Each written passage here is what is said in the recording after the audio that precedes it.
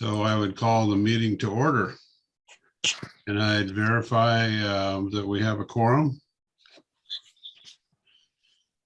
And there's Dave. Hello, Dave. Can you hear me? He's muted. Good morning. I'd called you earlier, but I don't know. Are you prepared to give an invocation? Well, I think I can. All right. If you would be so kind. Great architect of the universe, show us the light by which we can best serve our members and branches and move this great organization forward to even greater success. Amen. Amen. Amen. Very nice. How about you want to lead the Pledge of Allegiance? The flag's behind me, at least part of it is. All right. Oh, and John's got one. Go ahead, Dave. I pledge allegiance to the the United flag States of America, and to the republic for which which it it stands, stands, one nation, under God, indivisible, with liberty and justice for all. Thank you. Well, God help me. This is my first meeting, so I know I'll make some mistakes, but please bear with me. One of the things I wanted to lead off with is about opinions. We've got a strong group of opinionated people, which I appreciate very much. But I would ask for your help in our meetings that if you hear the opinion that you have, we don't need to hear it again. If you want to give a thumbs up on the screen that you agree with them, fine. If you don't agree, give me a thumbs down. But I'll ask Stu and Derek to chime in if we're getting off track a little bit. But we have a lot on our agenda and I want to move forward. So please use the Zoom protocol. If you have a comment, raise your hand with Zoom. So we'll get on with that. As far as agendas, there's one item that we'll put under new business, which is the reporting of regional directors. I would ask that we move for approval of the November 10th, 2021 board meetings. Are there any additions or corrections? Hearing none, I would call for a motion to approve the minutes of November 10th. I so move. Moved by Dave, second. Second, this is Dean. Second by Dean. All those in favor? Aye. Aye. Minutes of November 10th are approved. I would go ahead, Roy, you have a comment? Just that we would like to try and consistently vote using whatever you want us to do in Zoom, and that only members of the board are eligible to vote. Just a preamble comment. Great. So we'll use the symbol of raising your hand for, or thumbs up, I guess, for approving. I'd welcome guests. I know we've got some new area governors with us. I think Jack is Jack a new area governor? Hi, Jack. Right. Who else do we have? Kevin Mahoney. Is Kevin new? Kevin Mahoney, area governor 3. Kevin, welcome. He's muted. Okay. Kevin, you're muted. Trying to, thank you. And There I'm you not go. new. All right, there you go. Any other new people to the meetings? Okay, I appreciate the turnout. Let's see. One of the items I need to discuss was our meeting schedule. I think we had a executive committee meeting here this last week, and there was some comment about, and I think from Roy primarily, that Wednesdays don't work too good for you, Roy. Is that correct? Just a steady commitment in the afternoon. Okay, well, if no one has a big concern, I would amend the meeting schedule that we've set out. Dick, if you would note, I think we have a meeting on 4/13, which is a Wednesday. I would move that to 4/14, which is a Thursday. And 6/15 is a Wednesday. I'd move that to 6/16. And 11/9 is a Wednesday. I'd move that to the 10th. So if there isn't any opposition, I guess, do we need a motion to approve the meetings? Dates, or we've set them up? Okay. No, you have that authority. Then that's done. So again, as we've been talking, I guess, for quite some time, Absolutely. that this is the year of the branch. So with that in mind, we'll carry forward on our schedule. Topic that we have on the agenda is Assistant State Secretary. We had a recent, as I said, executive committee meeting, and it was the decision by the executive committee, and it needs to be ratified by the state board that we appoint Ed Benson as our assistant secretary. Ed has already started filling out the SI 100s, which need to be done every month. So I would call for a motion from the floor to approve Ed Benson as our assistant state secretary. So I'll make the moved. motion. Who do we have? I don't know who said that first. Pat Reed. Pat, it's a move. This Dale, I second. Dale Decker to second. All those in favor, give me a green check. Green check. What does that mean? From reaction, due to reactions. It's a reaction. There we go. Got it. There you go. Reaction. There we All go. right, unanimous. All right. It's unanimous. And Ed, we thank you for stepping forward. Thank you, Ed. Also, you can take the checks off. Also, at that time, Dave asked Stu if he would step forward to be our parliamentarian, and he's agreed to do Good. that. So that's an appointment for Stu, and I appreciate it. The other areas that we needed to talk about just a little bit, we still have some area governors that need appointment. So we're still working on that. Another area that we need a lot of help on is training. We don't have a training chairman. So I've asked Tony and his committee maybe to think about that a little bit, and also talk about where our trainings need to be as we come up. We talked also some about this next year having more trainings, but less time spent during, say, one a month or one every 2 months. We know we need area governor training because we have some new people in, and there's never an end to the training process.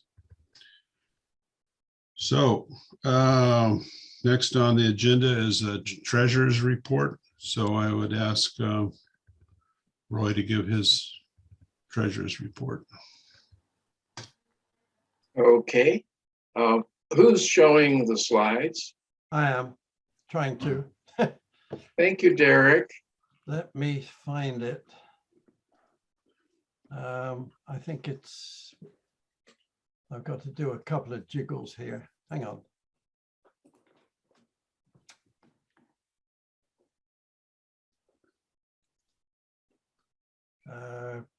I know it's here someplace. I think it's on that agenda. If I run it down.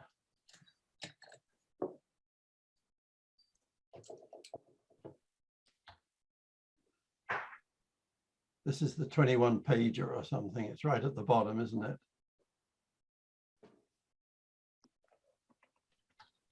Here it is.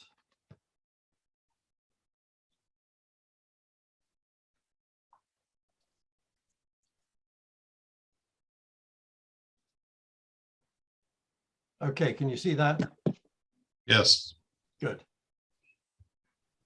Sorry, Derek, that's the 2022 budget, not the 2021 results. Do I have the 2021 results? PowerPoint. In the words of the prophet, oh crap. Let's see if I can find it. Or you could just make me a presenter. You should have that ability. Thank you. No, that's disabled for this by the host. Okay, then I'll undo it. And with participants.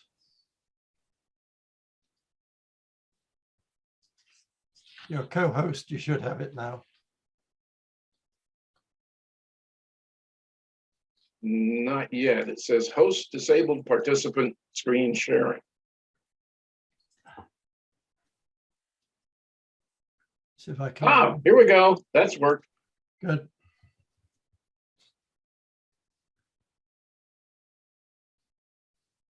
You might have to, I can't see what's showing. Do we have the state financial report showing?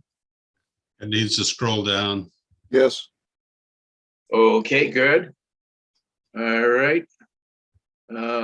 Needs to scroll down. Go into Down the, one. There you There go. you go. There you go. Got it now. Well, there's the next slide. Okay. So what does this tell us? Well, tells us in part that the budget didn't mean much this year. Again, because of the COVID impact. However, we did manage to waive half of the assessments for all the branches. And so we did collect roughly $39,500 in assessments.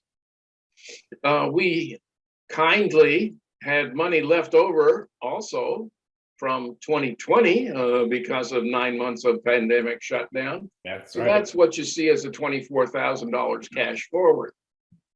So the bottom line was from all sources, we had $66,000 coming in and our total expenses were $63,000. So we ended up with a budget surplus of $3,000. Now, I will highlight that the planned budget deficit was $25,000.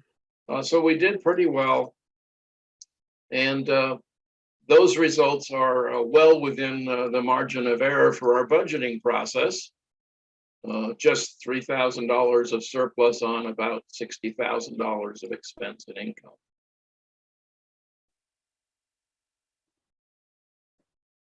I'll show you the breakdown on expenses and income. There, income. Obviously, the red part is dues, assessments, I should say, from the state. The blue part is the cash forward from 2020. So that's basically what we did, was give it back to the branches by waiving assessments for 2021 quarters. And on the expense side, well, nothing new here. Insurance is 80% of our expenses, and we got about 10% for committees and administration. On the committee side, that was a chunk of money that was used for the public image effort during the year. And on the administration side, the large part of it is software renewals and some ongoing state expenses, tax filing, and the usual administration and buying of badges and doing what we have to do as a business. But 10% of budget's pretty low overhead. So it's all about the insurance. Are there questions about what we did during 2021 financially? Ed here, Roy. Question, did we get any break on insurance given the fact that we held very few meetings? I don't know about that. I don't know if Craig is available to comment. Yeah, I'm here. I Basically, no, we did not. The insurance is mainly based on the number of members and the types of activities that we do. And so since we didn't, I guess we didn't have quite as many activities, but to try and enumerate that and be able to prove that seemed to be a pretty large task. And plus, I'm not sure that we'd want to try to nickel and dime them considering the position that we're in. But Craig, you didn't have to pay foreign travel, right? That's correct. And to be honest, we did That have was outdoor activities suspended going due on. to the COVID-19. And we needed the insurance for the outdoor activities, whether or not we had indoor activities. That's correct. They don't separate it out. The only activity that's separated out from the whole package is the foreign travel. So otherwise, you're taking it as a package. And yes, we'll get a reduction come May, based on the number of members that we can prove we don't have now.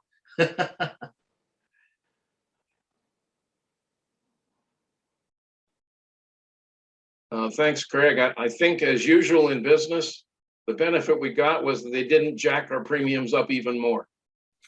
Correct.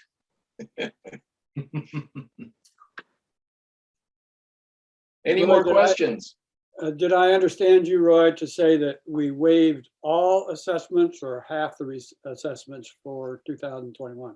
Half of the assessments, first quarter and fourth quarter. Thank First you. quarter, because we knew we had a surplus from 2020. Fourth quarter, because we knew we were solid financially by the middle of the year of 2021. Thank you. Okay, well, we got the slides up. I think it's in that PowerPoint, the budget report for Dave.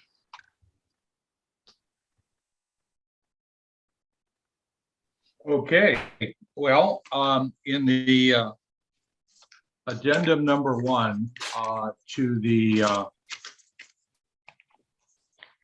Can you see? board packet, there's a short synopsis. I will not read it, but let me hit the highlights and the lowlights. As you know, a budget is a plan.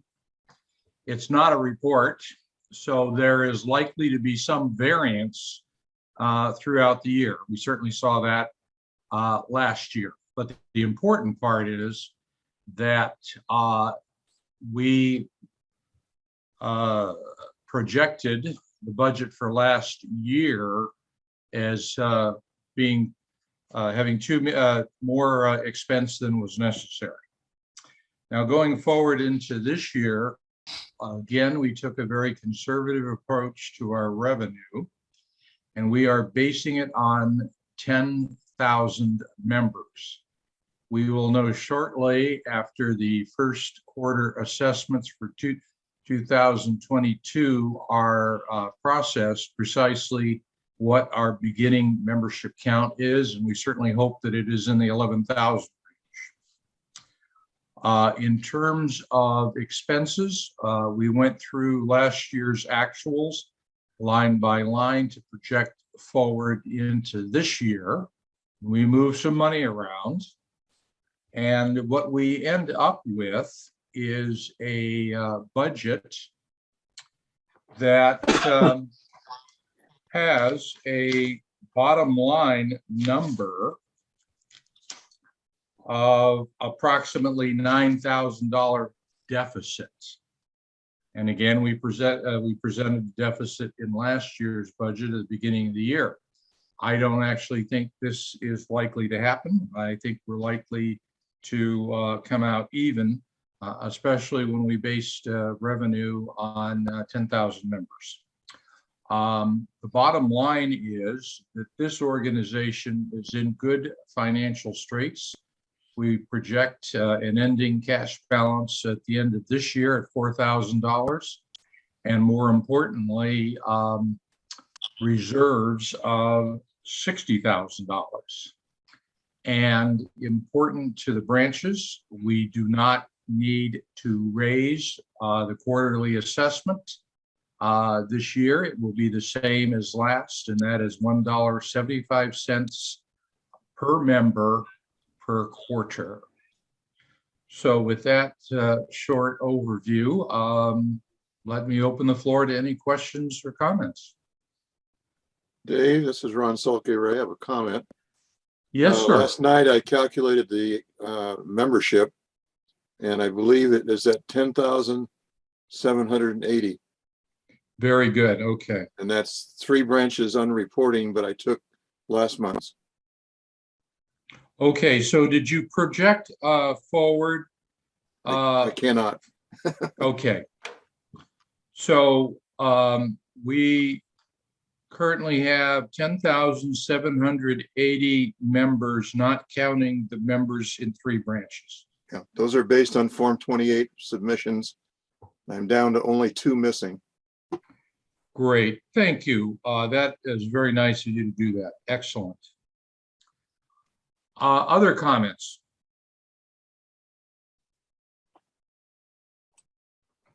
Yes, Dave, I wanted to comment that we show $4,000 of cash on hand. That's actually now, as of January 1st, when I was able to assess it accurately, is $3,300. We had some expenses in December that were budgeted, but we didn't know they would come in at the time we finalized this on December 3rd. Very good. I stand corrected. Also comments on the membership count. I expect we will have a more accurate idea of total membership sometime in the middle of March, because branches that are collecting dues are still collecting in January and February. Until we get the February Form 28s, they won't reflect any membership loss that they have who didn't pay dues. So at that point, we can take a look at what we anticipate for the rest of the year. But the first quarter, we're doing working with what we have. Yeah. And it seems that we were low in the projection of 10,000 members, which is fine. Yeah, and if we just become on target by the end of the first quarter, we're in good shape. Yeah. And for, the area governors and out there, this just highlights the need for a strong growth strategy and program this year to start rebuilding our membership. Question, Yes, sir. question for Ron is, branch 81, one of the derelicts? I didn't know if I should tell you, Dad, but yes.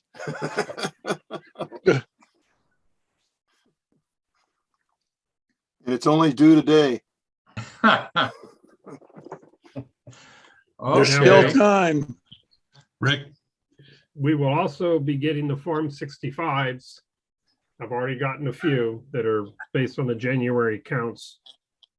And that'll be interesting because I know our branch, we just made 50 people inactive because they've not shown up for any event in 7 months. So I don't know if other branches will be doing any similar cleaning up. Taking my hand down. I'm afraid you're correct. We're going to see more of that, Rick. But like you say, we won't know until March. Since there are no inactives, you're basically deleting them from all membership? In our database, we just flip a switch so that if they come back, all we have to do is undo it, but yes. Further comments? Dennis, you have a question? Yeah, comment for Roy on waiting for maybe to February to determine how many paid members we have. I think you ought to go a little longer, March or April, because if I can use my branch for an example, they didn't meet this month because of COVID. So there's no opportunity to collect dues. So I think maybe stretch that out another month or so before we make a decision based on how many people have said they're going to rejoin this year. Understood, Dennis.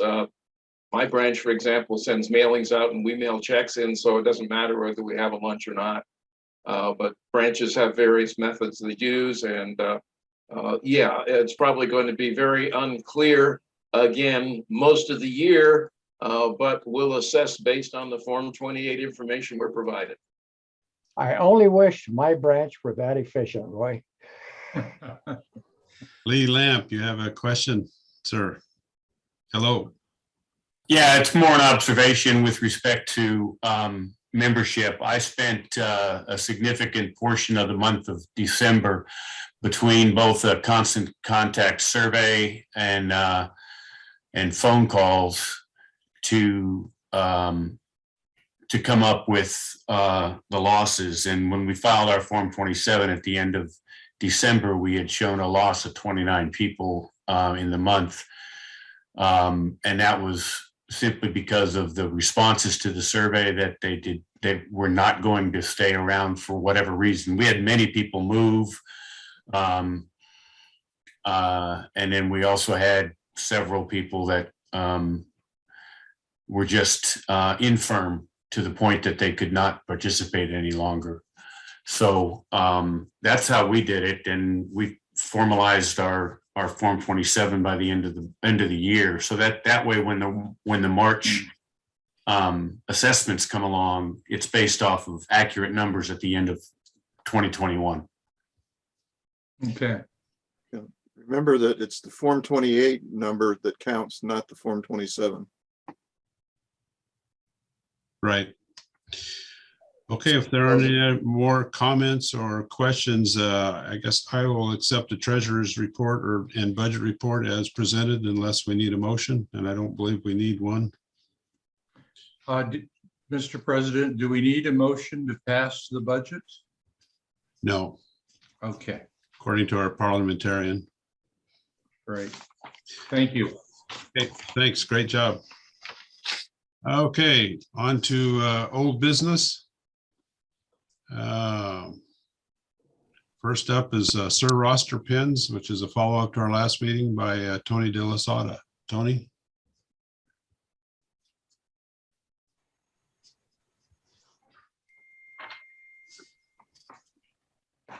Are you there, Tony? He was there earlier, but I think he stepped away or something. He looks like he's back. Is he back? Oh, he was. There he is. Just unmute, Tony. There you go. I was suddenly called to duty, so sorry. Yeah, on the pens, due in large part to Ron Salgaver, I mentioned this before, we were able to get to the source of the problem, and then through his efforts, we got to a vendor. Then when I got involved, we had a good exchange of philosophies and what we needed, and it boils down to now we have the pens made. They're in storage. The vendor agreed to hold them, which was the problem. Ron was so good in wanting to able to handle it, except he couldn't handle order by order. So it was good that the vendor agreed to keep the goods in his facility, which is in Sacramento, and ship for us. It's a big deal. I mean, you can imagine who's going to handle the shipping and invoicing per order. Not me. And so that is done now. And so a check will be issued for the purchase of $453 worth of pens at $1.39 each. And the way it'll work is that we'll put up a line on the website, hopefully on the landing page or whatever is convenient for the web people, and have a contact their URL to order from the company or from us. So the order will come to us, we'll approve it after they pay. In other words, it's COD order. They want 30 of them, then they put up $30, enough to cover. And when we get the check, then we'll call the Wilson manufacturer and he'll ship. There'll be further charge. They will pay the factory the shipping, which is nominal in California. You know, be for lightweight things like that, it'd be less than $10. So the sequence is they order, they pay us, we release the order through the factory ships and bills for the freight. We've already paid for the reason for us getting paid is first is we've already paid for the pens. So we get our money back. And that's about it, unless there's questions. They are the new logo. Yeah, well, they are part of the logo, the rooster. I'm sorry, I haven't seen them yet. Yeah, they have not ever had a banner, but the next series, which will cost us about $40 for a new mold, will have the new banner. We delayed it because we're still in a test mode for a certain project that we hope comes to fruition, which is allowing women to join. And if that test is accepted by the board and passed, then we'll change the banner, the rocker banner at the bottom of the rooster's feet, to something appropriately representing what we wanted to say. Okay, great, Tony. Thank you very much. You're welcome. This next subject, Tony, we haven't got to talk about, but I think you're going to inherit this, so stand by. I've kind of taken care of it in the interim, but and this is carrying on with Ed's program that actually started in early 2020. In fact, I looked at the date that these pins were made was in March of 2020. I mailed out yesterday, and all the regional directors should be receiving those in the next day or two. We mailed out 900 pins, and you're receiving them based on about 8.3% of your region's membership. So these were paid for several years ago, so there's no cost to the branches. Our goal is to have the regional directors pass those down to the area governors and then on to the big sirs. Dave's having a meeting the end of this month with the area governors and regional directors, where we can also go through and review what the program's all about. I think most people know what it's all about is to promote new members. It's a great pin. I'm wearing one now. I would like to see our board members and regional directors and area governors wearing these pins too, to invoke questions about what it's all about. We'd like to see pictures taken when the big sirs present these pins to the sponsors of the new members, put it in their newsletter, put it in happenings, really promote the pins. I think it's a great idea that Ed came up with, and we want to see it continue. And the question is from here on out, which we can, Tony can talk about and discuss and review, is once these pins are used up, where do we go next? Do we order more? How do we order them? Do we charge the branches, et cetera? So I had asked some time ago what those pins were. Ed didn't seem to remember, and Roy couldn't find the invoice. So I don't know what they cost, but I think they were in the neighborhood, Ed, of $2 to $3 a piece. I think that sounds about right. They're a great pin. They've got a magnet on the back of them, so you're not pushing a hole through your collar. You can also go on your hats. So, Ed, you have a comment? They have 2 magnets on the back. Well, I only find One. Oh, you got one of the cheap ones. Well, they're all that way. The ones I sent out all had one, and I know personally because I counted every damn one of them. So. Well, when we get to that, it'll be a easy, Right. easy transition, and this company could handle it. And we might even get a better price because I'll mention Ed's We need name. to go back and find the vendor and what the costs were. So you can work with Roy on that, or Ed. Excuse me, Rick, I have a copy of the invoice for those pins. Oh, good. Roy. God bless. 1,000 pins at $1,730 from TJM Promos in Florida. 1,700. And $30, yes. So 1,000 pins. $1.70 a piece. That's it, yes. There may have been a tooling cost, I don't know, but I don't have that information. Well, it's a larger and well turned out pen. It's a gorgeous pen. It's very high quality. It's very, Yeah, very it is nice. high quality. Yes, Very nice. very nice. We'll look into that. I'll have a number for you next meeting. Great. Thank you very much. If there's aren't any questions about that, I'll move on to the next subject was distribution of constant contact messages. This is just a request on my part, not a mandate.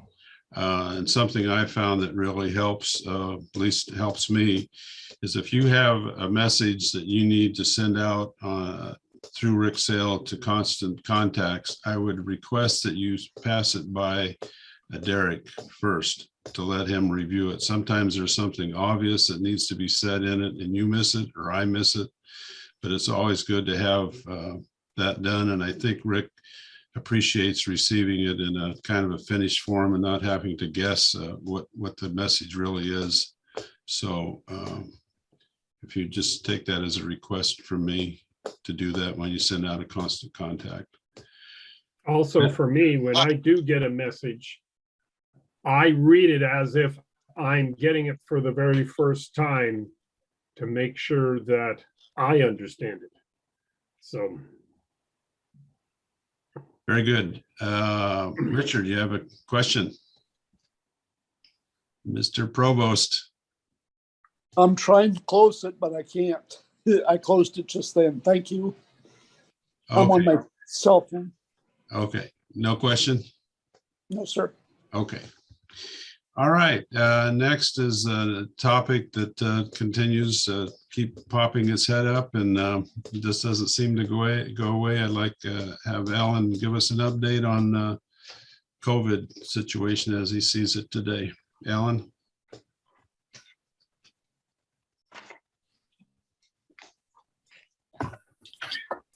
I think he's here. Well, there he is. Well, we have protocols, and hopefully everybody's is abiding by them. Of course, one of the items in the protocol is that you have to comply with the state and local protocols, which are changing quite a bit. The one thing that we don't address in the protocols is booster shots, and I don't know if that's something we want to talk about or not. Of course, there is a period of time after the second shot that the booster shot is recommended. I believe that's about 5 months now. And, you know, like I say, it's recommended by the state, particularly with the new Omicron variation that's out there. So, other than that, it seems like the protocol is timely at this point and is working. We did have some questions about people who were previously contracted the disease and whether it was sufficient to have a doctor's notice as to that. Our inclination was to say that it's probably, we should probably stick with the original protocol, which requires either vaccination or a recent test to verify.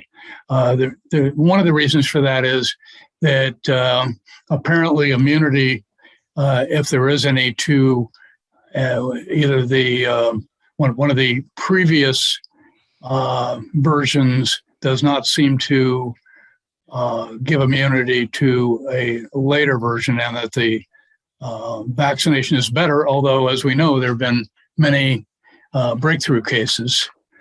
So the vaccination is better, and it does possibly keep you out of the hospital. A much better chance of that happening with the vaccination versus a previous case of the COVID. So any questions on that? I know I did a poll with our membership, our last branch meeting, and asked people that had received, if they had received the booster, and I would imagine the number was 99 or 100% of the people all had their boosters. I don't know whether we want to go through the whole process of checking cards again. I'd leave that up to board and the discussion about whether we need to put that mandate out or not. Yeah. Well, Rick Sale. I've heard that one of the ones said that you might even have to get a booster of the booster. And it could keep on going as they find things. So I think we need to be real careful because otherwise we're going to have to keep changing all the rules. Yeah, I've heard that they're talking every 6 months for a booster. Yeah. Right now. So keep it what we've got. Any other comments or questions? Pat? Unmute, Pat. Alan, do you see this going past February 15th as the California indoor mandate? You're asking Ellen, I suppose. Oh, Yes. yeah, I wish I asking had. Alan. Sorry, Pat. I wish I had the crystal ball. So yeah, who knows? I think it really depends on the statistics of outbreaks. You know, the good news for this new Omicron variation is so many people may get this variation that we get herd immunity. Wouldn't that be great? You know, because it seems to be milder than the other forms, and hopefully will give some sort of immunity to the other forms. So I don't think anybody can really predict, you know, what's going to happen, but it is pretty scary that this particular variation seems to be generating about 500,000 cases nationwide each week. And, you know, that's unprecedented, never happened before. And that's probably just the tip of the iceberg, because I suspect that, you know, I looked up the you know, how do you know if you have it or not? What are the symptoms? And it was sniffles, stuffy nose, congestion, and what was the other thing? Sorry? Coughing. But it was coughing. Yeah, coughing. So how do you know if you got a cold or you got the COVID? I mean, it's the same symptoms. Now, I guess I have heard, though, it can cause lung damage, although it's not as common, especially in our age group. So, you know, it's still important to have our protocol enforced, I think. And I think, if nothing else, the board should probably encourage our members to get booster shots, because that's what the CDC is recommending. Thank you, Alan. Rick, if I could make a comment. Yes, sir. This is Stu Williams. What we did last year is we established a standard of care of what we were doing to, you know, comply with the state and county health guidelines. And to amplify on what Rick Sales said, I think we need to maintain that standard that we have established going forward. I think that will bode well with both our insurance companies. And the other thing is that we had a Christmas party, and the wives came up to Dennis and myself at the Christmas party, Dennis Pangburn, and thanked us for doing this. They felt safer in coming to the events because of what we established. But I think that's good going forward for us. Thanks, Stu. Craig, do you have comments? There I am, unmuted now. Yeah, to carry on what Stu said, I can't tell you how many calls I get, and just from talking to other members, that they thank us for doing this protocol and feel safer in attending inside and outdoor activities because of it. I think we would be really amiss to go backwards or not even make sure that we're at the leading edge even in our protocol, considering that we're in an age group that's most targeted with problems from this COVID. And considering that this last one variant here, this Omicron, is so transmittable. To get some a little good news, though, I did read where in the last two pandemics that have come through, in the third year and in the third and or fourth major variant that those had, those two pandemics ended and we came back to endemics. So there's no guarantee, of course, that will happen with COVID-19, but if history repeats itself, which it sometimes does, in fact, oftentimes does, maybe there is some hope for the future. There's also now a test for the antibodies were approved by the FDA. That's a nice step forward. However, the CDC has yet to provide a standard to compare those results to. So, it's still kind of it's a step forward, but we need a lot more steps forward to really, I think, consider that. We need this pandemic to go to an endemic status, or we need our government to give us some legal protection, which they've in California and in the capital have failed to do. Other than that, I think we need to carry on. Okay, thank you very much. Next on the agenda is recognition awards. I think before I get to Stu and his talk on this, I wanted to note that Stu did receive his state HLM certificate, and hopefully it matches the decor of your home. We tried to make it, I think, the decor that you have there, what little I can see of it. Anyway, Rick, I can tell you, I placed it over top of my large bed in the bedroom in an effort to get more recognition than I'm currently getting. Whatever it takes.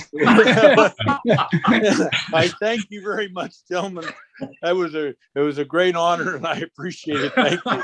well, you're the man of the time, Stu. We appreciate everything you did this last year, and you were exactly the right guy to get us through all this.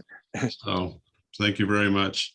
My pleasure, gentlemen. We wanted to review a little bit about the recognition awards, and I think Stu and Derek both had things that they wanted to talk about and possibly make a motion here to change a few things. So Stu, it's up to you. Thank you, Rick. As most of you know, our policies for recognition, particularly the Honorary Lifetime Membership Award, is set forth in policy 10, procedure 10. And in that procedure, there are limitations as to the percentage a branch can have of their membership awarded a Honorary Life Membership Award. That is 2%. So if you think about it, we have 10,000 members. That means we have a maximum of right around 200 members that are Honorary Life members. So, there are some carve outs for exceptions. One of those exceptions is that after 10 years, the Honorary Life member can be considered a senior lifetime member. That's set forth in paragraph I. There also is a carve out that if the Honorary Lifetime member is not able to attend some of the meetings or is absent from the meetings, then he can be put into a special category of HLM emeritus. Right. And so this allows, and that's set forth in paragraph G. So the limited number of members that are Honorary Life members is problematic, because there's a lot of guys that really deserve some type of recognition. And so in talking to Rick Kindle and to Derek, we thought some of the possibilities for the board to consider would be to take the section that makes you a senior HLM and then to cut it down to 5 years. Yes. So this will open it up for some additional members. My own branch had two fellows that were both in their late 80s, and we had to wait until November of 2020 for them to attain the 10-year period of time. The other thing that we thought we might be able to do is create more emeritus status for the HLMs. Derek and I have also talked about coming up with some other type of award for that is in recognition of these guys that have spent their lifetime working for their branches in different positions as little sirs, membership chairman, board of directors, but have not been able to be recognized as an HLM because the positions have already been filled. And so I thought that a possibility was be having a founders award for Damian Reynolds, who was our founder back in 1958. And this award could come from the state organization and be awarded to the branch members that they consider worthy of this. The other thing that we can do also is change the percentage. So it is limited to 2% of the branch membership. So if you have 100 members, that's 2 members. If you have, 200 members, then you're going to have 4.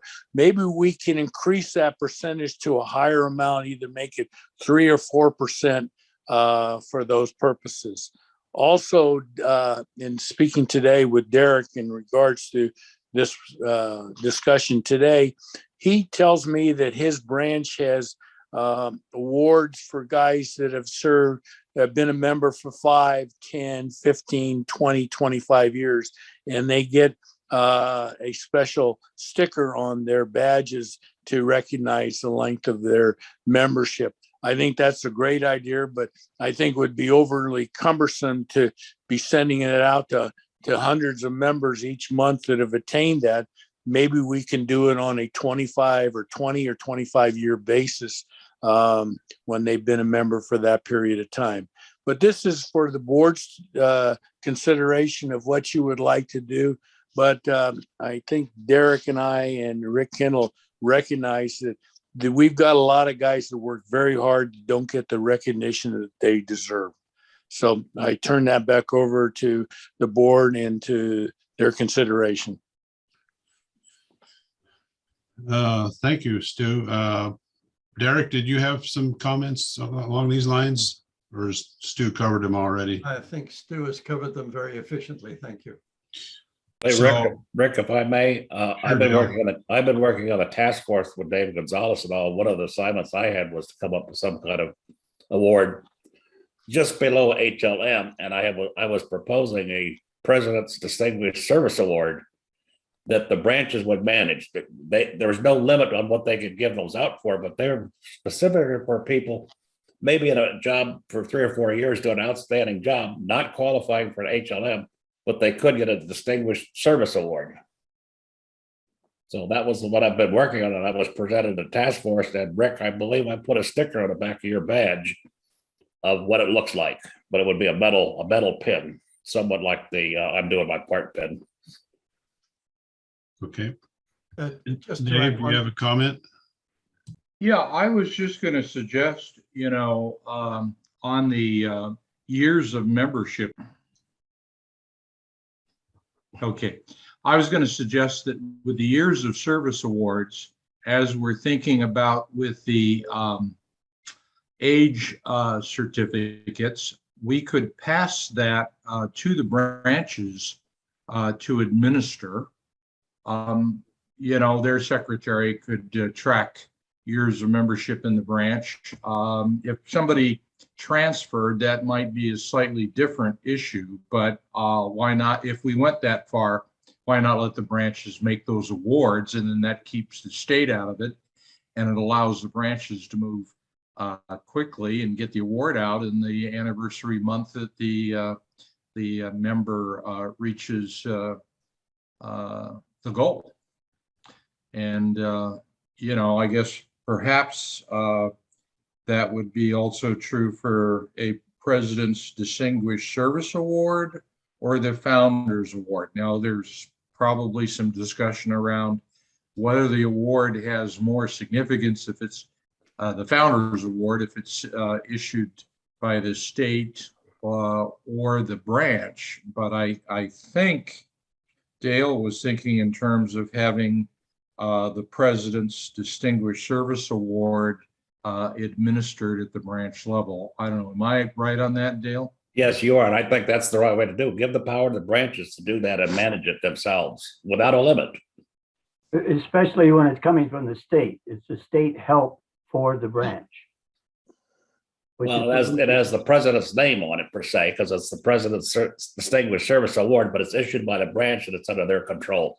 So we don't take on more paperwork and stuff with tracking at the state level.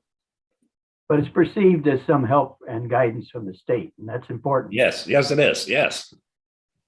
But the state does not have to approve the award. Right. If I can make a comment, our branch has created a special award. It's called the Joe Cantani Award. This was one of our strong members of our branch who brought in some 70 members over the time that he was a member of our branch. And so we created a special award to give, and it has as much significance as the HLM award. Dennis Pangburn having received both of them. And I think Dennis can address that issue. But my feeling is that if we could create a situation where we had a Founders Award that could be coming from the state, that we could cover a broader spectrum of these guys and make it of significance that they receive that. That's just for the board to consider, in my opinion. Thanks, Stu. Derek, you have a comment? Yeah, I wanted to comment about the number of these that we issue. If we allow the branches to do it, it could be large numbers. I would suggest that we take something like the 2% that we have for HLM each year for something like the Founders Award or the President's Award, whatever we call it. So each year a branch could be doing 2, 3, or 4 up to that number so that it becomes more valuable. And I like the idea of it being from the state, because that gives it a little stronger, well,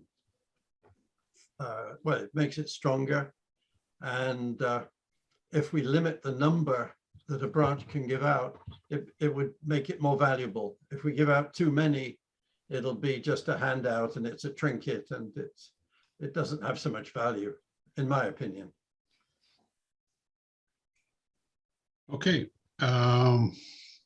With this discussion, Dave, did you have any more comments? Your hand's still up, or is that from? I'll take it down. Do we need a motion to cover what we've just talked about? If we do, maybe Stu could put it together. Well, I would suggest that the board consider changing the percentage to include a larger number of instead of 2%, that we may try a 3% threshold for HLM awards. Then that we also reduce the time of before a HLM can become a senior HLM from 10 to 5 years, and possibly create a state award, a founder Damian Reynolds Award that could be mirror the number of HLMs within a branch. So we would be actually doubling, and if not more so, the number of recognitions that a branch could do. But as Derek said quite aptly, if we do it by state recognition and signature, I think we'll have more bearing and a greater recognition from the recipient. Okay. Roy? Yeah, I just wanted to comment that we've heard a lot of possibilities, and I think they're all have merit. Seems to me that we might well just choose to pass this mission of redefining some of the awards to a committee and have them come back with a firm recommendation so that we can vote on something that's been thought through, documented, and put to the board as a proposal. I'm not saying we're not doing the right thing here today. I think we need to recognize volunteers, but I'm not sure we want to vote on something right now. And I think they probably need to be taken individually too, and rather than grouped together. I agree. So Dale, would that, you're taking on a lot, but would that fall under your perusal? Well, we've already got part of that on the state planning action list, and it's Right. number 17 on the latest list that came out. It's similar. It shouldn't be all rolled into there, and let the action planners take a look at this and make a recommendation. We've Okay. got 6 great people on here. So we'll refer that to the committee and I believe so. report back, That's the right way to do it, I think, Rick. report back in February. Yes. Well, Rick, could I comment on that? Yes, sir, Dick. We have on the agenda the State Honorees Committee.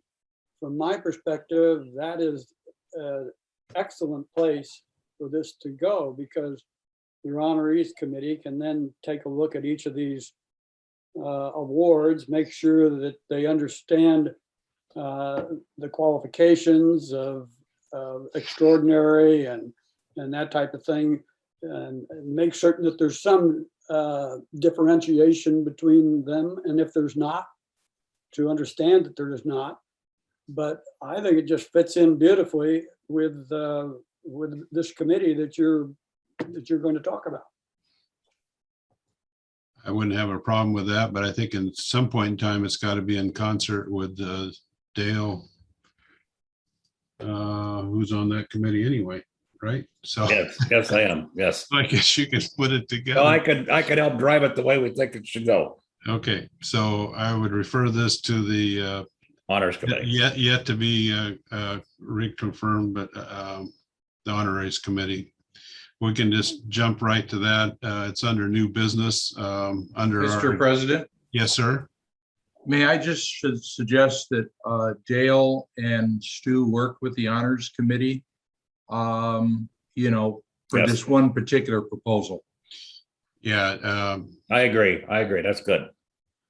I had proposed Derek Southern, Dale Decker, and Dick DeVoe to be on that committee, and would be happy to add Stu also to that committee to review it and come back with a firm recommendation. That's perfect. I agree with that.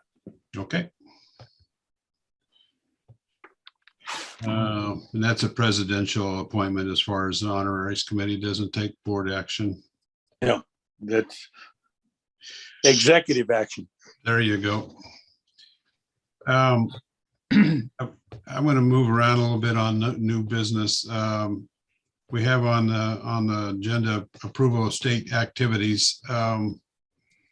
I'm not sure exactly what we're approving, but number one on the list is the golf committee, and I know Mark's here. Mark, do you have any comments about golf? And I know you're working on your calendar for this coming year.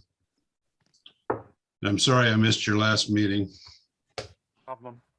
No problem. Yeah, if I can get Derek to let me share my screen, I'll put up our calendar that needs to be approved for the coming year.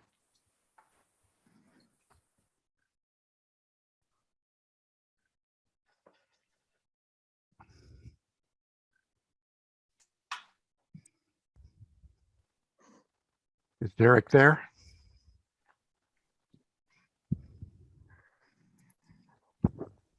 Are you hearing me, Rick? I hear you. I'm looking for Derek. He's not on right now. He's just got he may just returned. Yeah, sorry. The electricians needed some communication. All right. Derek, this is Mark. Would you allow me to share my screen, please? Absolutely. Thank you. Let me find you, Mark. Where are you? So many faces on here. Oh, there you are. I got you. Okay, you've now got it. Thank you.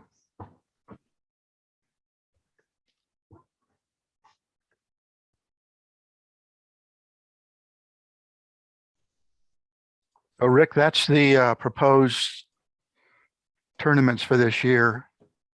The only one that's still open for some consideration is the last one, the Fall Classic. We don't have that date locked down yet, and a course for sure.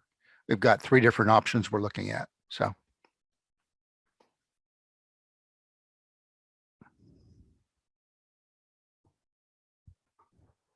Any questions about the schedule?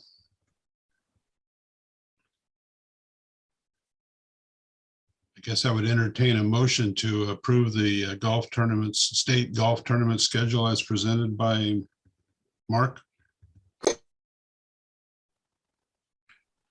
Hearing a motion. I would move to have it approved. Ron's motion, second.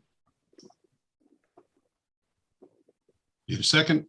Roy, Roy seconds it. All those in favor, put up their hand. There you go. Thank you. Motion Please, carries. please note, we're going back to almost normal operation. We intend to have, as part of the tournaments in the Spring Classic as well as Reno, there would be a social function activity going on as well, not just golf. Great. Look forward to it. Thank you, Mark. You're welcome. I'm not sure whether bowling is here. Anybody from the bowling committee? I believe at the last meeting, didn't we approve their schedule for this next year? I believe Dan Weller is the bowling guy. He's here. Dan? Mute. There. Now I'm in there.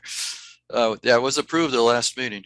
Right. We have 17 tournaments starting next week. So we're in business. It's the normal number of tournaments is 18. So we've got 17 and we're starting to build up the attendance and we're ready to go. Great, great, great, great. Thank you very much, Dan. You're welcome. Actually, next week or tomorrow, I present the 2021 champion trophy to branch 69. They have 4 people in a team that beat everybody. So that's going to be fun to see too. So things are getting a little bit back to normal, except we always wear a mask. Yeah, it's hard to bowl that way, I would think. Sometimes it slips and then it gets back on. Yeah. All right. Andy, you have a comment? Yeah, I wanted to go back to the golf. My hand's been up for a minute or two. Sorry about that. No, it's fine. A question I have, Mark, is what is normal operations? At one point, we could not call ourselves playing in a tournament for legal reasons, and so we renamed what we did. Can we call ourselves playing in tournaments now? Question one. Secondly, my branch is very, very, very concerned about the new variant. And can we go inside afterwards and have social events, or must we not? Could you address what normal operation means to you? Yes. As I see it, we're operating as would be any other activity. And as we have luncheons going on and other types of indoor activities, anything that where we would charge a fee as our part of our entry fee for some kind of social event. And the best example is Reno, where the lodging as well as dining is included in the entry fee. Then we're back to a normal operation, just as a branch luncheon or wine tasting or whatever kind of other indoor event you might want to talk about. As to tournaments, I've started calling them tournaments some months ago, really. I felt that we'd gone beyond that at this point, and feel no reason to talk. I still use the word events, usually in conjunction with multiple tournaments. So Mark, will you be? So at the branch level, we can use the word tournament again? To my satisfaction, we can, because that's what everybody's using, frankly. So Mark, if you're going to play in a state event, you'll be requesting a copy of the vaccination and another waiver signature. We had already been requesting the waivers, yes, and the two events right now, the Napa, the Fall Classic in Napa and the one in Reno, we will be requiring vaccination, proof of vaccination. The only thing, and it was mentioned earlier that I brought this before the board before, is we have gotten consistent inquiries from people that have gotten the virus, gotten over it, and they contend they have immunity. So we have that issue on the table still. They want to participate, but they don't want to get the shot. Okay. Anything else, Andy? Thank you. Next, we have Milt Smith, our state travel chairman. Milt, glad to see Yeah, I you. apologize for not having this ready for this meeting, but I wanted to bring up not state travel. I'm talking about branch travel. I want to make sure that we're ready. We have 5 trips on the books right now. 4 of the 5 are in North America, so the insurance issue doesn't come up. One of them one trip is to Switzerland. It's scheduled for August. So what I want to do is do some work between now and the February board meeting with Craig, you, Rick, and myself, and probably Roy, to talk about this insurance conundrum and some ideas about how to figure it out. And for those of you who don't know, it's a rider that attaches to our current insurance policy that provides coverage for people who are on these international trips outside North America. Well, it's not all of North America, it's just Mexico and Canada and the US. But anyway, so I'd like to do that. And then I'd also like some clarification now, I think, on kind of like the golf. So the branches, I'm telling them that they have to abide by the travel regulations per their branch, per state directives. But it gets a little goofy if somebody's going on a Mississippi riverboat cruise. If the riverboat requires masks, SIR says if you're indoors, you need a mask. If you're not, but my sense is that as long as they're abiding by whatever the rules are of the particular state or place or travel agency or whatever it is that they're participating with, that's good enough. So is that something I can communicate to these? You betcha. Okay. All right. So we're going to be going forward with those. And then again, I'd like to get on that February 10th, I believe it is, agenda to talk about some of these other issues that have been hanging on for a while. So great. Oh, so Rick, you and Craig and Roy, I think, will all be getting some recommendations from me well before that meeting. And then you can let me know if I need to, if somebody needs to, I guess somebody else, maybe it's Dick or so, whoever sends that out to the board so they can read it in advance. But I'll try to have it out by February 1st. Very good. Thanks, Milt. Any other state activities that we need to review and approve? Rick Allen. Yeah. I didn't see you. Sorry. Yeah, if I could just make a comment. Mark mentioned that some people wanted to participate in golf events, but weren't allowed to do so because they weren't vaccinated. Actually, the vaccination requirement only applies to indoor activities. So there's no reason why these people couldn't participate. And in fact, they could participate in indoor activities if they have proof of a recent test. So it may be more permissive than you indicated. If I may, the comment was strictly in conjunction with the events we're looking at where we're going to have some social activities that would be indoor. Right. But of course, if they get a test, I think it's 72 hours in advance, they could, negative test result, they could participate. Yes, I haven't seen much of that, but yeah. Yeah, it's kind of hard to get the test now, I understand, because everybody's been loading up on them. Yeah. So at least the at-home tests, which are acceptable under our policy. Yep, those are hard to get to. Really, this bleeds into the conversation where we were talking about when does the golf event end or the tournament end? And you said once they're off the course, they went into the pro shop or the restaurant to have something to drink. That was after the golf tournament. But when we have the events where we are a 3 or 4 day event, 2-day event with something social in between, then it kind of the boundaries change in that respect. Yeah, it depends if it's sponsored by SIR or not. If it's an informal meeting after the golf, that would not be a SIR sponsored activity. Well, these would be, and we would be asking them to pay the cost of it. So yeah, it is part of the event. Yeah, then it's a SIR activity.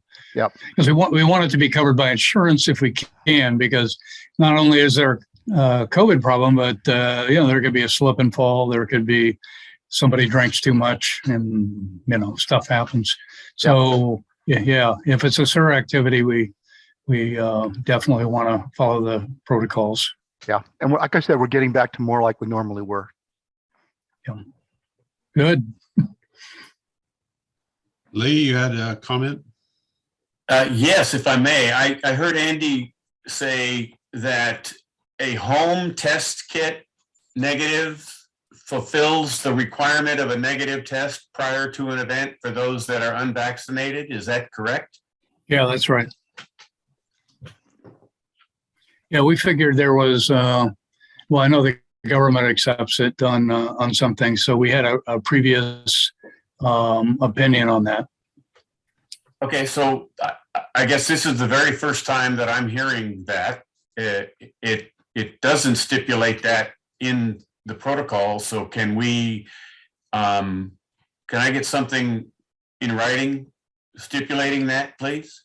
Because I will happily share that with my board. And I know several members that want to attend our luncheons, but the reliability of going to a test site and getting a response back in time to attend is next to impossible.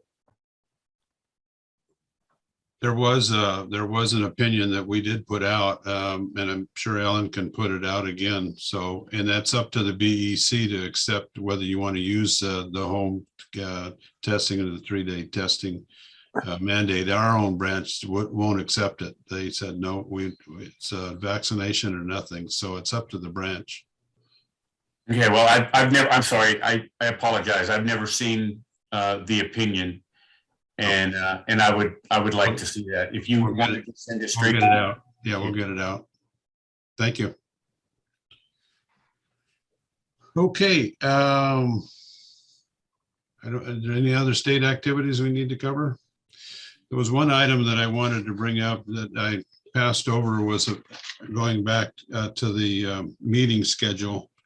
Originally, we had 4 meetings. We've added 2 more, and we may add some more besides that. We felt with Zoom especially and everything that's facing us with SIRS that we needed to have some more meetings to cover those. In addition, we started our first executive committee meeting. We had one this last week just to go through the agenda, make sure we've got everything covered. We have another proposed executive committee meeting on the 27th of January. So if you have items that you believe need to go on the agenda, please feel free to get a hold of Dick or one of the executive committee members, and we'll get it on the agenda.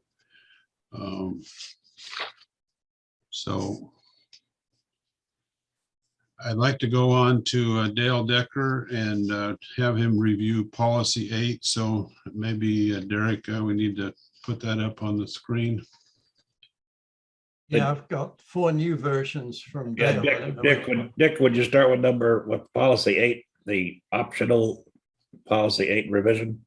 The last one you sent out today. Did you got it too, Rick? Yeah.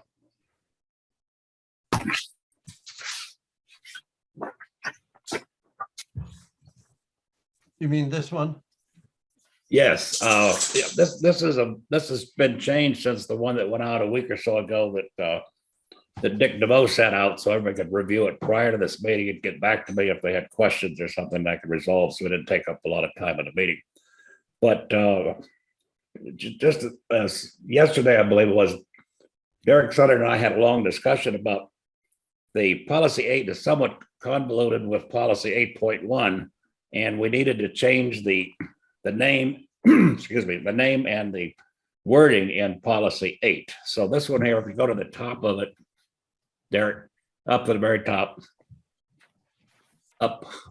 The first thing in the proposal is we're changing the name of, I'm proposing we change the name of policy 8 in order to better reflect the subject of the policy and to allow implementation of a sanctioned SIR community outreach program. Now, if you go down, Derek and I decided worthy causes doesn't fit anymore because of policy 81 that's in there.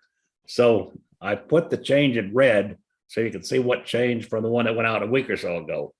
And really now we deleted a lot of stuff and made it more concise with the policy 8.1. And then the new one, sentence down by exception, tells that SIR members branch by branch basis may engage a community outreach project that adhere to policy 8.1. So this is what I'd like to get approved. I think the wording is spot on and it really keeps them separate. I have a motion to approve this. Second, then we'll have a discussion. Did I say that right, Derek? Yep. I move to accept the proposal Ron Salk gave her. Thank you, Ron. Second? I move to second, Pat Reed. Okay, any discussion? Particularly on that first part there under policy 8 where it says SIR incorporated as branches shall not provide monetary support. Alan has a comment. Yes. Yeah, I was asked to look into the legal aspects of this, and what I think is, what's the origin of the policy 8 and not participating in any, of these causes, like the Red Cross and blood banks and stuff. And I think what it was is, I looked at our articles of incorporation and our bylaws, and there's nothing there that says anything about not participating in these kinds of causes. I think what it was to avoid controversy, and because there are political differences between our branches, as we all know. So some of the people I love dearly have very different political affiliations than I do. So I think they were trying to avoid divisive issues. And I looked at what the Attorney General and the IRS say and so forth. And basically, it says that they don't want charitable organizations to take political positions and to get involved in politics. So that, I think, was what happened with policy 8. So I think these changes and the whole idea of participating in the community is a great idea, and I think we should do it. The only thing we have to be careful of, we have to advance the purpose of the organization in accordance with the guidance from the California Attorney General, and looking at what the purpose of the organization is. It's the enjoyment of members as a means of promoting the objectives of sons in retirement, meeting of civic need by providing the welfare of retired men from all walks of life in their pursuit of a common goal, the enjoyment of their later years of dignity and pride by assisting these senior citizens in renewing former friendships and associations and providing them an opportunity to make new friends, association with other retired men who also face the particular problems that confront men upon their retirement. Now, I think you don't have any problem if you're doing activities such as helping in the community, because that's contributing the enjoyment of the members. Yes. So I think we are totally within the law, within the way that policy 8 has been revised. Well, I'm glad to hear that, Alan. Rick, could I make a comment? Yes, sir, Stu. My concern is this, we're a 501c4, which has limited guidelines as to what we can and cannot do. And my concern is using the word outreach. It sounds like we're trying to get involved in establishing policies or procedures within some organization. I think a better description might be community involvement. If we're involved, the purpose of what we're out there for is to further our charitable purposes. Whereas the word outreach indicates that we're trying to change somebody's policy. The purpose we're out there is to get new members, and through our involvement, showing that we are conscious of good things that we can do. So I don't have a vote, but I have some baby in the bathwater on this one because it was back that we started this change. So I would respectfully ask that the board maybe consider using the word involvement rather than outreach. Yeah, I think that's good. A good point. After here, I agree, Stu. The word outreach just doesn't serve our needs. Roy, you had your hand up patiently here. Do you have that comment? Yeah, I've been watching the revisions and I missed this one where policy 8 has been labeled monetary contributions. Now, the fact that it's labeled that now means that what is in policy 8.1 isn't actually an exception.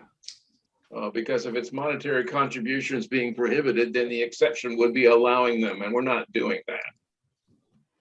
Well, the reason I put that in there is because there's a lot of wording below this thing here that doesn't apply to what we're trying to do in the thing that I'm doing for Tony in 8.1, which is the second part of this addendum. Yeah, what we've been talking about here is community charitable involvement.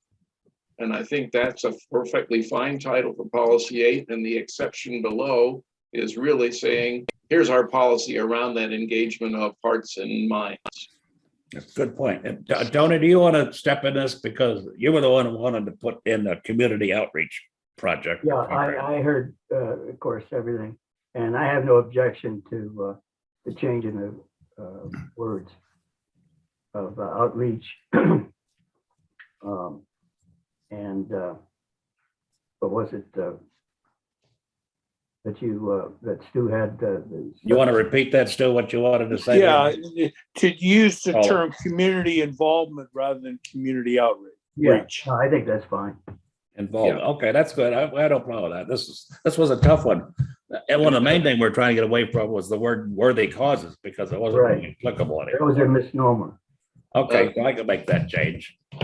Dale? Yes, sir. For policy 8.1 to be an exception, whatever you call it in that exception phrase, which was, I think, community engagement or community involvement. Yeah, I'll change it there. Yeah. Yeah, should be what you call policy 8 as opposed to monetary contribution.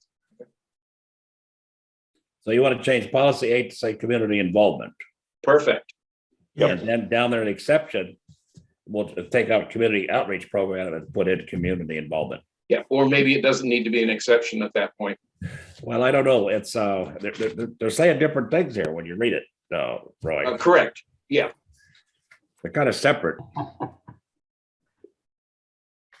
Because this policy 8 then says, you can't solicit business or solicit volunteers or anything else, but in our community involvement, we're soliciting for volunteers and things. So it's two separate things. And I think I need to leave that in there that says that exception is branch by branch base may engage in community involvement projects, if you agree. It's a tough one to write, guys. Yeah, very good. Can we call that exception a clarification? If you'd like, if that's word, whatever you want, guys. But it is an exception. It is an exception because if you read below it, Derek, can you roll it down the screen and look at all the thing right there? Actions prohibited. See, in 8.1, we tell them they could publish things at the branch, they can ask for volunteers and all that, but you can't do that under policy 8. That's why I had it as an exception that you could, as long as you adhere to policy 8.1, it's okay. Now, if you'd like, we could go, there's policy 8.1 and you can see This was another tough one to write, and Tony and I went back and forth a lot of times. Ed Benson and some other people got involved in trying to write this thing correctly, but it's up to the board to see if you're happy with it. Particularly the words in red are different than what was sent out to you earlier. We're voluntary time, not money or anything, and not acting as sponsors. Dean, you have your hand up for a comment? Yeah, well, yeah, I mean, I thought that policy 8.1 was more of a sales pitch on the idea than it was policy. You know, I guess that's okay, but you know, to me, the policy ought to be straightforward and simple, and not a huge explanation of why we wanted to do it. Well, it's not advertised. I wrote it as a policy because there are some limitations in there and some restrictions. And some things I got from Tony that he expects people to do if they do this, if they engage in a community involvement. I believe we have a motion on the floor for 8.0. We had a motion and a second, didn't we? We didn't get the second because they started a discussion, but I'll modify the motion. I guess I can modify the motion to change it from community outreach projects to community involvement projects for 8.0. Now I need a second and then further discussion as necessary. To change my motion to be that, yes. Yes. Yeah, and I still second it, Pat Reed. Okay. Any more discussion? Yeah, I'm still not sure with the title what we've concluded. Are we going to leave it monetary contributions? No, we're going to change it to community involvement. Take out monetary contribution. Okay. Any other discussion, questions, comments? What about the word exception? I like to leave it in there because there's an exception to what follows further down in policy 8. Those aren't applicable. If they follow policy 8.1, they're okay. That is an exception. Now, that's the way I read it, but Alan, our legal advisor, may tell me differently. All right, Alan? I think it works. It works? Yeah. Okay. Any further discussion? Then can we have a vote, please? Raise your hand, wave it, check mark, whatever, if you approve. Give a green check. Or green check. Hands up. Anybody objects or votes no? Okay. That's passed? Yep. Can we go on to 8.1 then? Because this is the second part of this. This is a new policy here, and it's trying to define what this is. I will change the name at the top to community involvement. And it has some restrictions and all, and some things that you cannot do, which is on the second page under restrictions. Community involvement. Yeah, Dale, I have some comment on that. Okay. If I might, first of all, in one part, we all saw Tony and Stu's red shirts about their SIR and their volunteers. Yes. It mentions that we'll wear a logo shirt. Yes. And further on, it says it must be red. I think that should be left up to the branches, what color they choose. Well, I think, Tony, you want to speak to that? Because you were trying to make sure that we're all in together. And if you go from one branch to another, everybody's got the same shirts and it becomes advertising. It becomes more of a brand. More of a brand, yes. Exhibiting our standard colors. And You it's agree on the with website as a it's a very inexpensive t-shirt.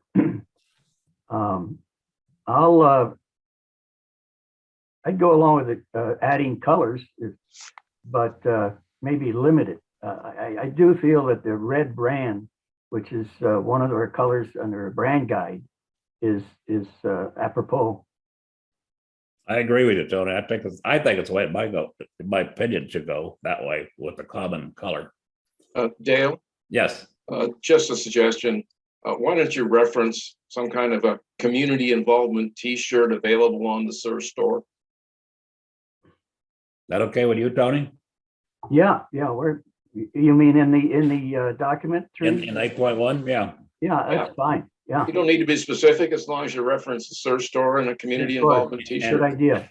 And one comment I got was to take Tony's name and phone number out of here, out of this policy, but Yeah. go right to the store. That's fine. That's fine, okay? Everybody agree? Any comment on that? Yeah, can you scroll down a little further? Sure. Okay. Those So, restrictions are the one we're out of the SIR manual that says we cannot do any of these things, so we okay, shouldn't. no, we cannot do them as a authorized SIR activity. Right, that's why they're in there. But that could be read that a SIR might think they can't do that. So that needs to be specified. These cannot be done as an approved SIR activity. Isn't that what it says on the first line? Following activities are not authorized by SIR and members shall not participate And they're directly. not or authorized by indirectly. SIR, but does that tell a person reading this that they're okay to go do some of that? I mean, it's foggy to me. Alan, what do you think, sir? Yeah, I think the objection is well taken, and that is that they're not authorized by SIR. Maybe it should just end there, because members shall not participate directly or indirectly in any of them. That implies at least that they can't go skiing on their own, even if it's not a SIR activity. Okay, Yeah, I now- got $15,000-$20,000 invested in some of those non-activities. Be damned if I'm gonna give them up. Roy, you have a comment? Yeah, I wanted to comment on that. One of the things that probably should be in here is that these community involvement activities should be approved by the BEC as a branch activity. And I think if you put that in on the top end of the restrictions, you could just reference the usual restrictions on SIR activities apply.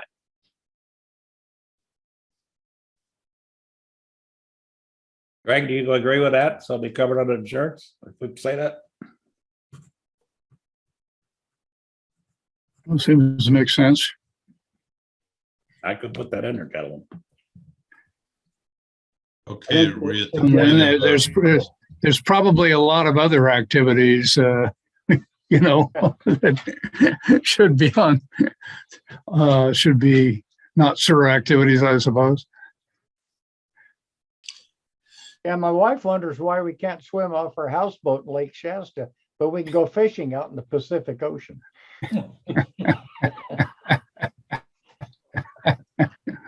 All right, so I'm gonna modify the motion to say that the title is SIR Branch Community Involvement. I will take out Tony's name, phone number, and all that, and refer them to the pro shop for the standard community involvement T-shirt. And in restrictions, I will delete the by SIR and members shall not participate directly or Yeah. indirectly in any of them. Yeah, period after SIR, really clean that up. Say what? Put a period right after SIR. That's what I just- Check it, yeah. No, I just put a period after not authorized. You want to after not There you go, authorized by yeah. SIR, That'll work. No, that'll work good by not authorized. not out of period, right? Yeah. Okay. Any other comments, gentlemen? I know this would be straightforward, but nothing straightforward, right? Dale, I'm not sure we caught my comment about it being a branch approved activity. Well, I got to know your BEC proof, and Thank you. I will word that, Roy. Thank you very much. Any more discussion, gentlemen? Time to vote? Move the question. Did we get a motion in a second on this?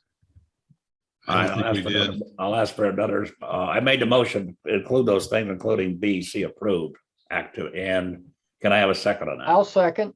All right, Dennis. No more discussion? Everybody vote, please, the voters. Well, who was seconded and who was? Dennis seconded. Dennis. Seconded. Dennis? Yes, I believe Ron moved, yes. or no, Dale moved. Or I moved it, yeah, and Dennis seconded. Do you want to use the reactions, or you want to wave your hand on the screen? How do you want to do this? Because we're going back and forth. I like to do the check. It's a record. Okay, got it, Jack. There we go. All right, got it. Any opposed? Any at all opposed? Don't see any. 1, 2, 3, 4. Somebody dropped off. Who's voting again if you're approving us? I can't vote. I know you can't, but board members can. Yeah. 1, 2, 3, 4, 5, 6, 7, 8. 1, 2, 3, 4, I've 5, got 10. 7. You got 10. All right, so it's passed. Yeah, if you look at the participant screen, it shows on there and it shows the sum at the bottom. Oh, I didn't have that open. Okay, all right. Dale? Now, yes, sir. Who moved the 8.0 and seconded it? I missed that. Well, I made a motion on 8.0. Okay, so you made the motion. Yes, I don't remember who seconded. Who seconded it? Pat Reed I seconded think it. Pat did, yeah. I did. Pat Reed did. Who? Pat did. Pat Reed. Oh, Pat. That was the original one. Okay. That was the original 8.0, yes. So I'll retract mine for the new one. All right. Thank you. All right, gentlemen. Derek, could you put up policy 10? And then this one will be a lot of fun, guys. I made a lot of changes working here with Dick DeVoe and all, but I think we've got it worked out. Clarified a lot of different things in here. That one you mean? It's the new one I sent to Derek this morning. Let me see.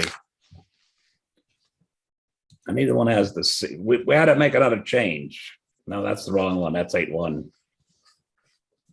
That's the one that says like. You want the one you want January 10th with the red thing under C, presidential awards. I've changed. That was one of the big changes. But of course, there's a number of changes in here. It's all in bold type. You can go Okay. down and look. And then it's this one, I think. All right, you're gonna get it. Is that it? You gotta go down and let me see C. If C is in red, you got the right one. On page 2. I'm just looking. He's at the not in top. red. Oh, that one is. There, hang on, that's the one we want, right there. Okay, at the top, Dick DeVoe and I, we worked it out to say that a certain member of CERC can receive an HLM award, exceptional and extraordinary service, within his branch and also from the state level, and he can hold 2 HLMs. The way it was written before, the one superseded the other, and that wasn't correct wording. So that's what this part says here in notes. Okay. That's what that You means. can have both. You can have both. You can hold both. That doesn't mean you wear 2 badges, and it doesn't mean that HLM at the state level supersedes the other one, but it does mean if you get one at the state level, it releases the one that you got for the branch level, and they can award to somebody else. And that's all that this is really saying. That's the main thing for this, clarifying that. And if you go to page 2, it's right at the top there too. HLM shall no longer count against that. Didn't change. Dale, Yes. Dale, we can't support that in the database. You can either be a HLM, a state HLM, or a branch HLM, but you can't be both. That's true. And the way this is worded. So that's wording about superseding it. We've always taken the position that the state HLM supersedes a branch HLM. Well, Dick DeVoe stated that the supersede was not the correct way to say that. Well, that may But be it does, true, it changes, it says there at the top of this one that if you've got a state award and you get one at a branch award and you give it a state, you change the coding to be SB instead of BR. Right. And we, I think. So that, I don't know how you want to word that. Supersedes makes sense to me. well, it didn't make sense to Dick. Well, sometimes Dick is not. Well, correct. that's true. I think, okay. You can say that. All right, guys. Let me comment on that. Go ahead, Dick. My concern is the way it's written is that the branch HLM is no longer valid. It's superseded by the state, but it's not true. It is valid. And to the extent that we can make certain that somebody reading that can see that it's valid to have both a branch and a state HLM, I'm fine with it. Rick, you have a comment? Yeah, Rick's got his hand up. Okay, in relation to the database. All right. We also have a code called TR for transfer. That's correct. In that if every single HLM person transferred to one branch, all those people who transferred in would not be counted against that branch. That's correct. Okay, but we can only, as Dean said, the database will only recognize one thing. So if there's a branch HLM and that person is a state president and becomes a past president, I take off the branch one and make him a past president, and that now really gives another branch HLM to that branch. He will not have both. Okay, The database will not recognize both. I'm not saying that it should, and I didn't make any changes to that policy for that. Okay. I left it the way it was Okay. on the transfer and the other. If we said this, that this and the state HLM database shall supersede and replace, that's certainly better because it's not giving that impression that the branch HLM is no longer valid. That would work probably. You see what I mean? I hear you. You know, you're releasing that HLM position At the in the branch. branch when the person becomes a state HLM. So in fact, the state no longer, that person no longer is a branch HLM. He is Right. now a state HLM. So in order, if you're going to give that that HLM position back to the branch, you know, then, you know, you can't have it both ways. So what you're telling me is that if you have something on the wall that shows branch HLM and another one that shows state HLM, you in effect are requiring us to take the one down. That's not the point. Yeah. They both are valid is my point. The guy earned both those HLMs. You don't just throw the branch HLM away as though he didn't make any contributions to that branch.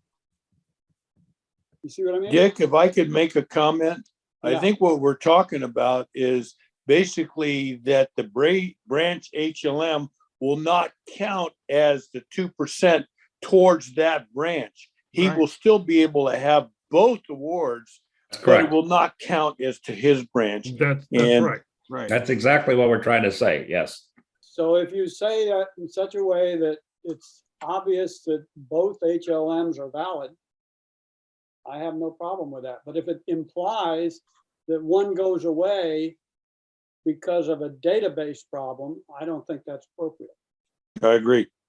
Roy, you have a comment? Our database will not be able to record that. No, I don't worry too much about the database as much as I am the wording that. Well, I'm talking about the history of what's happened going back, you know, over the years. And, you know, the fact that the person was a branch HLM, that record disappears. Yeah, which is really inappropriate, isn't it? Because the Yeah, guy it is, yeah. actually earned that branch HLM doing things that he didn't do at the state HLM level. So. Now, I'm not trying to discredit the person's contribution, you understand? You No, know, but it in effect works that way. But maybe we could come up with a new authority. code once then. you're an HLM, you're an HLM, you Yes. know? It really shouldn't matter. It only for accounting purposes does it even matter. The reason I put my hand up was that if we at the state level and on our state policies want to deal with how we will handle a state HLM, I think that's fine. I think the branch HLM process can be separate. And if there are any interactions, that should be referred to the State Honorees Committee for resolution later. Well, maybe if we just had a sentence that states that they both are valid awards and one does not replace the other in its presentation. Well, what if we had That could be somewhere else in the policy so that you can point to that and say, hey, guys, the board didn't say that one goes away if you get the other. It's merely for data processing situations, we have to do it this way. Well, is it possible that we could have a new authority code in there in the database? And Rick, you have to answer that. If somebody got both, could you put a new code in there? Isn't it like a rank? I mean, if you're a private and then you become a corporal and then you become a sergeant, you're a sergeant, you know? There is a rank there. And the higher rank is the state HLM. Yes. I completely disagree with that. I have both. I look at my branch HLM as much more prestigious than the state HLM. Could we put language in here that simply says, and a member may concurrently hold state HLM and branch HLM. They may hold them concurrently. And is there a way to add language? I know I can see the database issue, Dean. Could you make a notation for those people that are a branch HLM and a state HLM?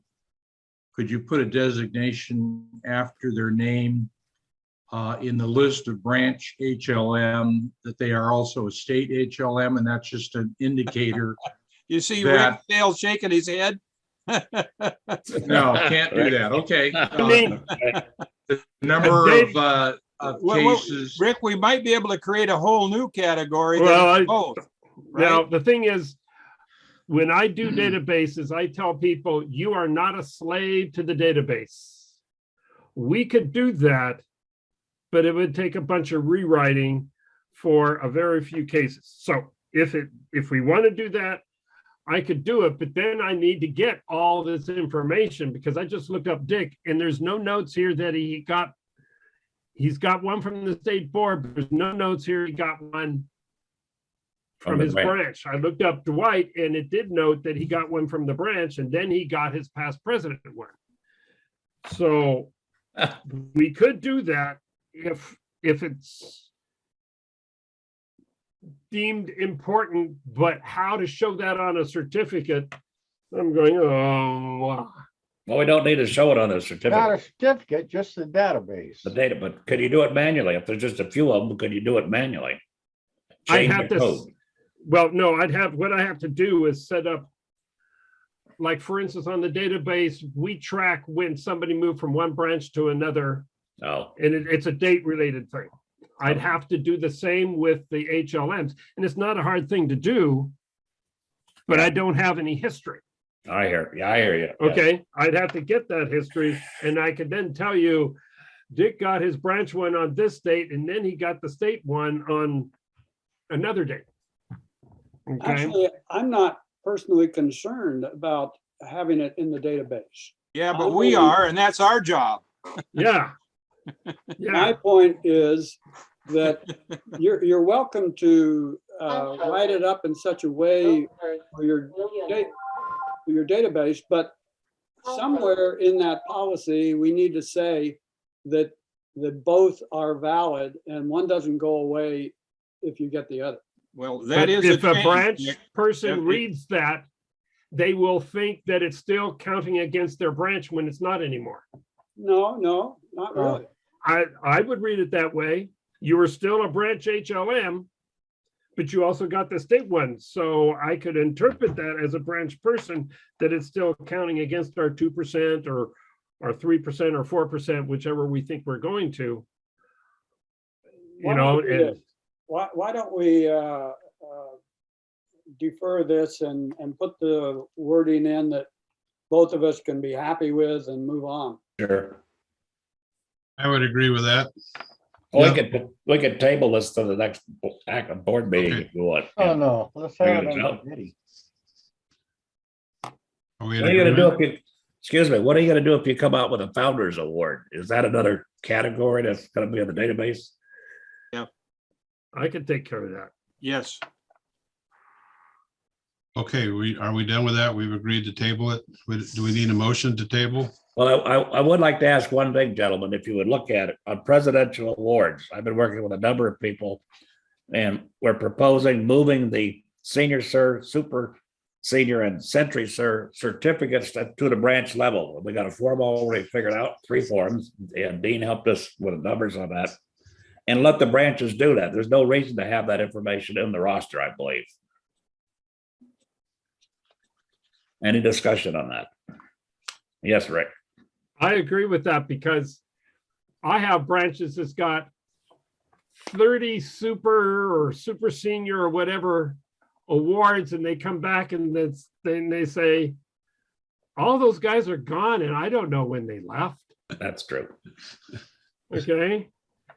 Well, besides that, it's a big workload. Last year, I think we did. Oh yeah, I have to go into every single person and say he left sometime. I know, and there's no reason I could think of why state needs to track that. The branch should track that, and they could issue the certificates directly. Anybody objecting to that? I'm not. I'm not. I know You Dick wanna, DeVoe's not. You want to make a Good motion idea, to that Dale. effect, Dale? Can we make a motion to approve that part so we can proceed with that, and then we'll revisit the other part on the dual HLMs for the next meeting? I make a motion that we accept. Dave's got his hand up real quick. All right, Dennis. Dennis. Dave. Yes, sir. Dennis, unmute. Can't hear you, Dennis. Yeah, the century, the senior and the super senior awards are Sir President Awards, and that's Yeah. important. That comes from the president. How will that be if we're having the branches printing them out? Well, it has a president's signature on it. Okay, it will be on the certificate before. It's we on their print it out. certificate, yes. There's a gold seal on it, the president's Okay. signature. The only thing we have to do is once a year, as the president's name changes, is update the certificate on the web, but it'll be on a forms page. Well, that'll work. Okay, it's a lot easier for everybody to do it. And some of the branches I've talked to, they want it. They said, why can't we control that and do it right here? I'll second your motion, Dale. Okay. It's Any Dean. further discussion? May we vote then on the reactions? Thumbs up or hand, thumbs up if you agree, and thumbs down if you don't.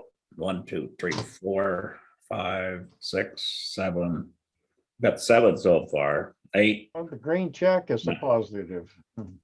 9, you've got 9 green. 9. So the motion passes. And gentlemen, we will, I will put that and I will hold up. I will work on the dual HLM thing with the appropriate parties.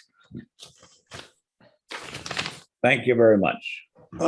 If I can interject for a second, Dale. Yeah. So what we're doing is we're postponing further consideration on the remainder of your presentation until the February meeting. Yes. So that we're not tabling it. So I don't want to kill it. I think Yeah, we want yeah, to keep it going. I would prefer that. If you want, I could hold off on putting this in the manual. But I would like to put it in there and get this moved over right now if we could on those certificates. And table the balance. Till next meeting. I'll represent it. And what I'll do with the roster when we publish it the next time for the branches, I'm just going to turn off the super senior portion of it. I'm not going to get rid of all the people and try to do that. Yeah. It just won't be reported anymore. So it won't show the roster then, Rick? Right. That's perfect. That's great. Just turning it off. Good. Yes. Any other discussion, gentlemen? Okay, thank you very much. Thanks, What? Dale. Thank you. The next matter that we were to discuss, and I think you all received the minutes of the executive meeting, was relative to reporting of the regional directors to the vice president. The executive committee passed that, but I believe we need to have it ratified by the board. I've talked to each one of the regional directors. Every one of them was in favor of that. They could all see the reason for it. I think it just improves communication that much better. So I would entertain a motion to approve the redirection of the regional directors to the vice president.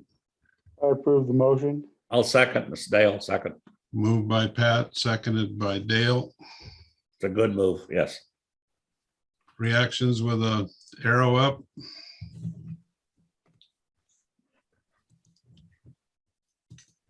How many direct reports does this give you, Rick? I think we're down to, Five regional directors. we're down to 20 or 14, excuse me. Executive committee, 4 standing committee chairman. So we're down to 15, I guess. All right. It's still too many. We've Yes, it is. we've expended 2 hours. We don't want to really go too much past the 2 hours, but there was the last item that the committee, the action committee, has spent a lot of time on. I sent kind of my addendum 2 regarding that. Dave, Dale, Jim, Andy, Derek, Roy, and myself since August have been reviewing the policies and procedures and the organizational chart and so forth of the SIRS, and we provided you a list of items that we felt that needed to be discussed or reviewed.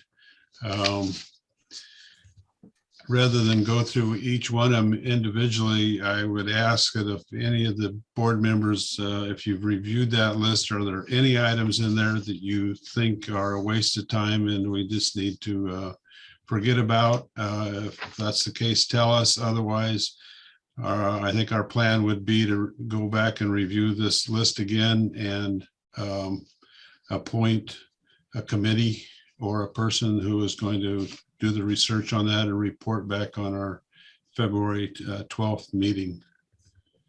I'd entertain any comments or suggestions relative to the state planning action list that we provided. Way too many. Yeah. If you'll notice, there's 4 that have already been basically taken care of, and there's probably 2 or 3 more in there that have been. This is kind of a laundry list. We know we need to prioritize it. You know, our biggest goal, again, is for the branch and survival of the branch and to build our membership. I don't think we want to spend a lot of time in other areas, but these were all areas that we felt that needed to be looked at. And I'd invite the committee members to make any comments relative to that. Well, I think, Rick, this is Dale. I think one of the big ones that really needs to stay in and do is the number 17, which is, well, it's visibility of state branch volunteer, but the real thing is review certificate programs for regional directors and area governors and big stores.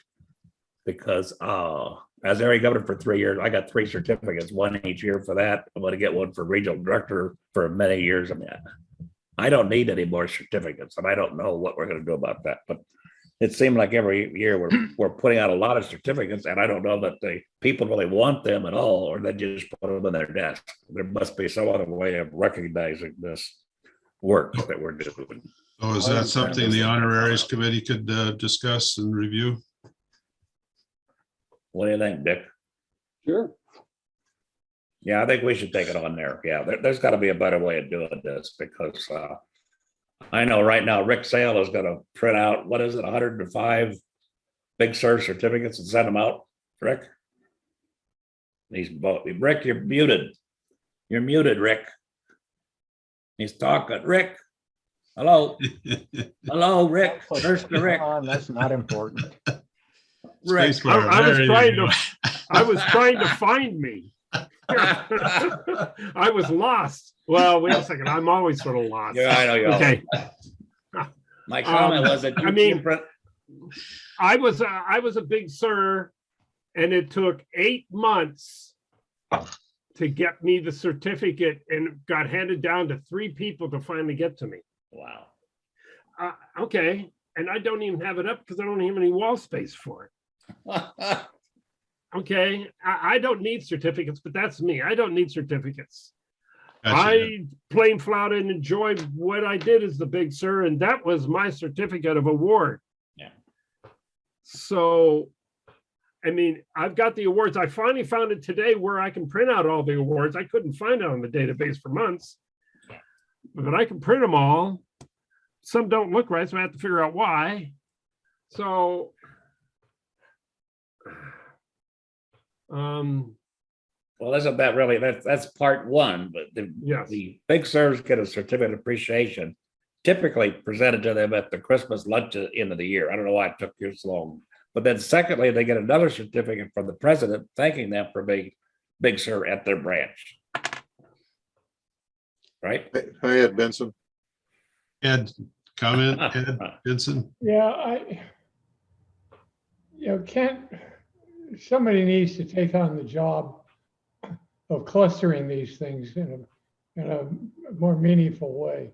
Yes. I'd also suggest that, a while back, I can't remember, we printed a booklet, Building Your Branches. Maybe these items could be consolidated into that booklet. Okay, Dean, you had a comment, sir.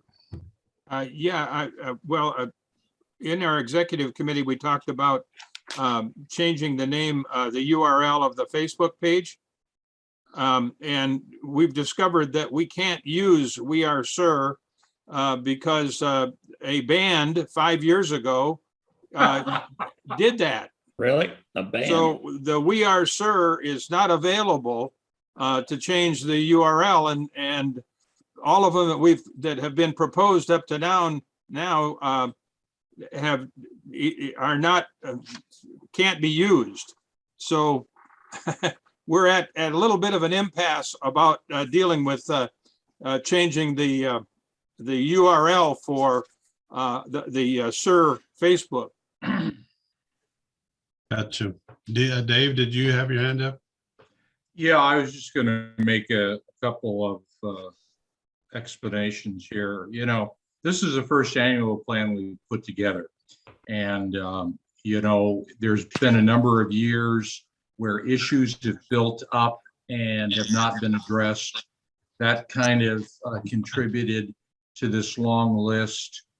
Another thing is this is a rolling piece of a 3 to 5 year process. So we're going to prioritize the most important things and get them done this year. If stuff lower on the list doesn't get done this year, when we put together next year's plan, we'll stack the lower priority items that haven't been completed against what are priority items for next year and update this. Yes. So, nobody is going to be burned at the stake.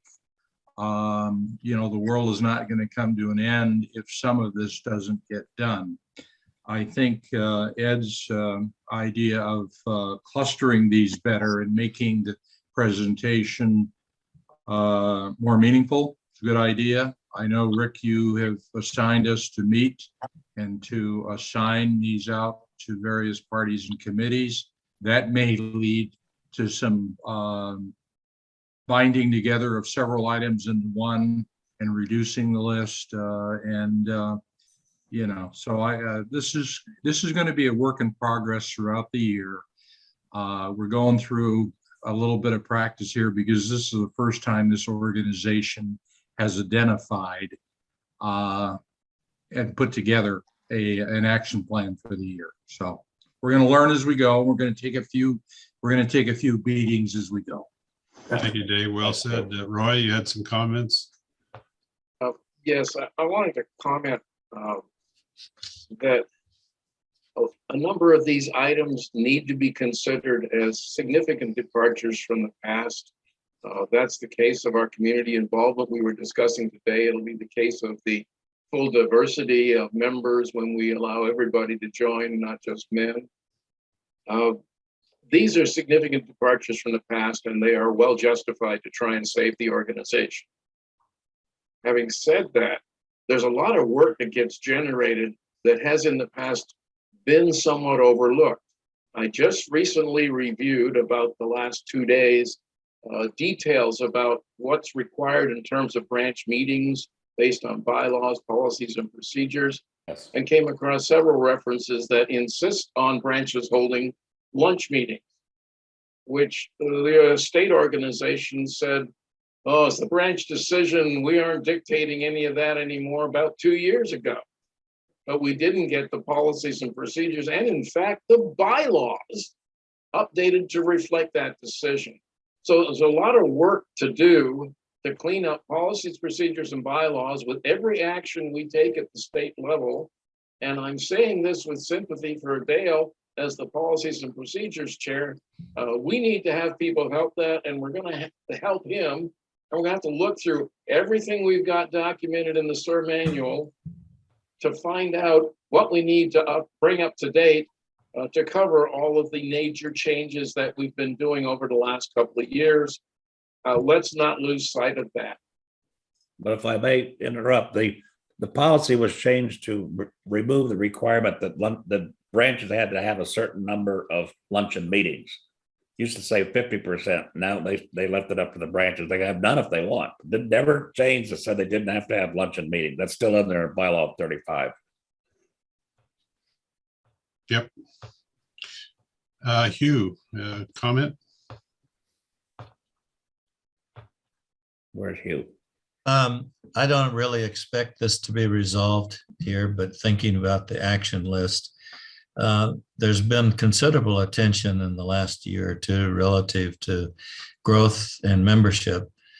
But I think there's a parallel to that needs to perhaps get some special attention. And that's, let me call it our officer corps. There's a group of individuals that may be Big Sir, Little Sir, Secretary, Treasurer. They go on for years with no relief in sight and evidently no motivation. Right now, we've encountered the situation where Mark Stewart and Kevin Mahoney are hanging in, have hung in to be area governors, but there's 20 branches or more that can't get around to the energy to elect an area governor. I suggest that somewhere in this action list or in this board, there ought to be some attention to focusing upon why do you want to be an officer in this organization, and what's the rewards, what's the benefit, or whatever. But to me, there's a hole big enough to drive a large truck through our organization, because you guys that are sitting around here, for some reason, are motivated, but evidently there's a bunch that are not. Thank you. Yes. Well said. Well said, yes. Andy, you had your hand up earlier. Did we cover it already? You always have a good comment. We got to have one from you.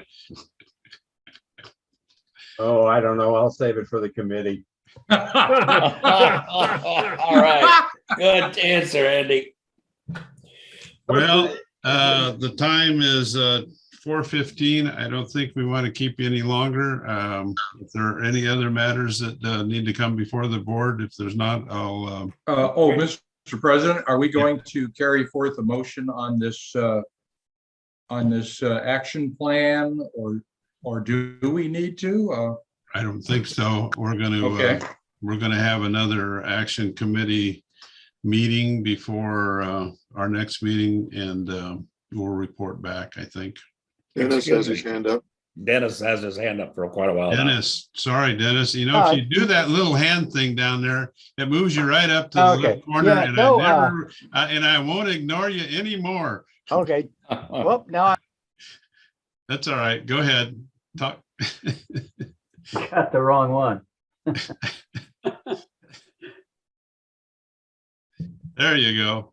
you said we're going to have a meeting November 11th. That is No, Veterans Day. not November 11th. Thursday would be the 10th. You said the 10th. This is February 10th. No, I was talking about you called some dates in November. You moved everything out of Wednesday so we can have Rick's. There I go. Yeah, on the 10th. You mean November the 10th? Yeah. That conflicts with Veterans Day? No, was it the 10th? Somehow I had the 11th in my head. That's Veterans Day. No, I moved it to November the 10th. Great, because the 11th I'm up at Yountville Veterans Those Home should putting all flags be, on graves. those all should be Wednesdays. Yeah. All right. Or excuse me, Thursdays. Yeah, that's good. Okay, thank you. In honor Rick, of Roy.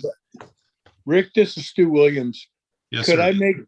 Can I make one other comment? I Yes, think sir. as we were going through our items on the agenda, I think we skipped past approval of the November 10th, 2021 board meeting minutes. We did. Oh, we did cover that and approve it? Yes, sir. Yes, we did. Okay, I'm glad we did. I had a note there to make sure we had. Thank you. Anything else? Don't you want to approve state activities? Yes, I'm glad you caught that. Yes, I would entertain a motion to approve all those activities that were presented. I think we did golf. But, and we did bowling in December. And the only other activity was travel, and that those have already been approved. Right? Do we have bocce anymore? You know, I have to have a conversation with Stu about that. I can't get any response from our bocce ball chairman, and we didn't put his name on the list. I tried to get him to talk at our training. He didn't show up. I don't know whether he's still interested. He doesn't respond to my phone calls or emails, so I guess someone else can reach him if we want to move forward. I would like to see area tournaments. I'd like to see regional tournaments and a state tournament. It's a great outdoor activity. All we need is some hand sanitizer to clean our hands once in a while. And I'd like to really see it go. If that gentleman would like to continue, we need to speak. I will see about setting up a meeting, a Zoom meeting with us, the three of us. Great, perfect. It doesn't. Derek? Whatever happened to RV? A good question. We talked about it at our last meeting.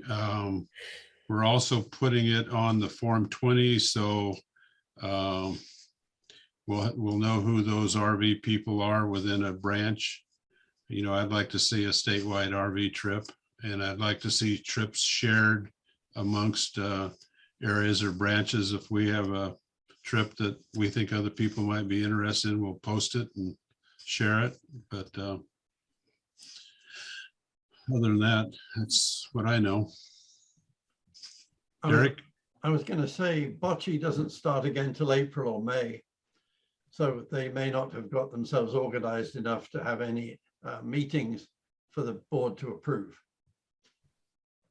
Okay. Very good. Any other comments? Meeting is adjourned at 4:20. Okay. Thank you. I'll stop recording it. Hey, Thank you Dave. very much. See you. Dennis is back again. What's I that? was just gonna say, I talked to Paul Coles, our bocce chairman, in December. He's in the Vallejo branch and invited him to get a bunch of their guys to come up and play us at Napa. Because we have courts, they're outdoor, but we're covered. And I played bocce with 13 serves this morning for 3 hours from the Napa group. But the COVID has it set, every county is different. Now Sonoma's got real tight this starting today with any kind of activity. And so that's really killing the opportunity for us to get an area or regional bocce going at this time. But Rick, we're going to keep working on it. Great, fantastic. That's what I wanted to hear. Hey, Dave, Yes, sir. Mr. Vice President, I got a question for you. Do you or Rick or myself, who handles the AG's expense sheets? To go to Dave, They go right directly to Dave? right? Okay, Yeah, so yeah. So I don't have anything to do with them. I just pass them on to Dave then. That's what I Think thought. you have Okay. to approve So them. he's got one coming. Oh, from- Roy? RD has to approve them. Thank you, Roy. Yeah, we Not got correct. one coming from Area 13, Region 4. Okay, I'll send it out to you, Dave. Thank you. Wait a Yeah, minute. you review and sign the AG Yes. expenses, then you send them to me. Okay, For your expenses, you can send them directly to me. That- yeah. I And send mine Roy to and I, you. Okay, yeah, That's Roy and I have correct. worked out a process for getting them approved and moving forward, bing bang. okay. The second question I had for you is that have you or Rick have any correspondence on Branch 39? No, Branch 39, I will get it to you as soon as I get the rest of the information from Phil Thomas, my area governor, but Branch 39 is closing. Everybody has vacated. The big sir went to another branch without letting anybody know. I've been talking to Roy Hodgson about this and gave him an update. Phil Thomas, the area governor, is closing the place with he got a hold of the treasurer. So Branch 39 will be closing. I'm just not sure of the date yet. okay. As soon as I get the rest of that information, I will pass it on to you as soon as I get it. And as soon Well, as we I'm get sorry that- we have to go through this and you have to go Yeah. through an investigation. Says Gee. Ron Salkaver, I did get a Form 28 from him. You did? Yes, for Okay, 'cause December. I haven't got a 27 or a 28 from either one of them, and I just got the notification from Roy and then from Phil Thomas that he was taking care of it. He's got a hold of the treasurer to get, there's like $1,015, I think there's left in there, but as soon as I get the rest of the information, I will definitely pass it on to you guys and then keep you up to date, because I hadn't heard anything about it. So I thought me and Rick had saved the branch last year, and I guess it didn't work, so. Okay. Thank you, I Well, appreciate it. Thanks, Pat. thank you, sir. One other thing, I guess everyone's got the notice. We're planning a fireside chat this Saturday at 2:00. I'd invite you all to attend. I would like you as backup, and please feel free to enter the chats as we have them. It'll probably be a bit redundant to you, some of you. I'll probably just go through basically our visions that we have as a team and things that we're doing here recently to benefit the membership. So look forward to seeing you Saturday at 2:00. Yeah, myself and Andy Danberg just got done passing out all the information all to the members of Branch 35 this morning. So I expect a really good turnout. Where was Branch 39? Saratoga. I'm sorry? It is they meet in San Jose. San Jose, yeah. How many members in Form 39? 28 that came in shows 103. $40 left. 103. Okay, so only $40 in the treasury. Oh, there's only 40 in the treasury? That's what the Form 28 said. Okay. Yeah, there's 103 members, and the big sir transferred without even letting anybody know. He just vacated the area, so. Anyway, so we'll get it figured out and I'll get a date as soon as I hear it. Okay. Thank you. Yeah, no Rick, Sale? problem. For the monthly report that will be coming, I'll be getting the data for November on January 15th to issue the monthly report. Do you want me to show Branch 39 as chartered but not incorporated? I mean, inactive? Or still show them? I would think that you would show them as inactive because there's nobody there but one person. Okay, I mean, All right. that's what I would think, because my area governor in that area could not find anybody but one person to get any kind of funds or anything else. So I would think that they're just all gone. I will show them Yeah. as inactive then. Okay. Thank you, Rick. So, I'd like to compliment Rick. Rick, you and I did a Zoom back in December for our State of the Branch meeting. What you see behind me is Kaanapali Beach, Maui, which is where I was. And that's why you and I did a Zoom. And you were on a golf course and I was in Hawaii. That meeting was exceptional. Absolutely exceptional, and very, very high praise for the fact that we were able to videotape you and that you were part of our meeting. And we recorded the whole meeting, and we called it the State of the Branch meeting. We talked about the importance of state and the importance of all that you guys do and what it is. And the feedback we got is, oh, we had no clue that that's what they did. And so that was very positive. You were very motivational, and the fact that you took the time to do it was really important. And I would highly recommend that many of the areas or the branches incorporate this type of presentation to kick off 2022. We videotaped the whole meeting, and if you'd like to look at it, I'll send me an email and I'll send you the links.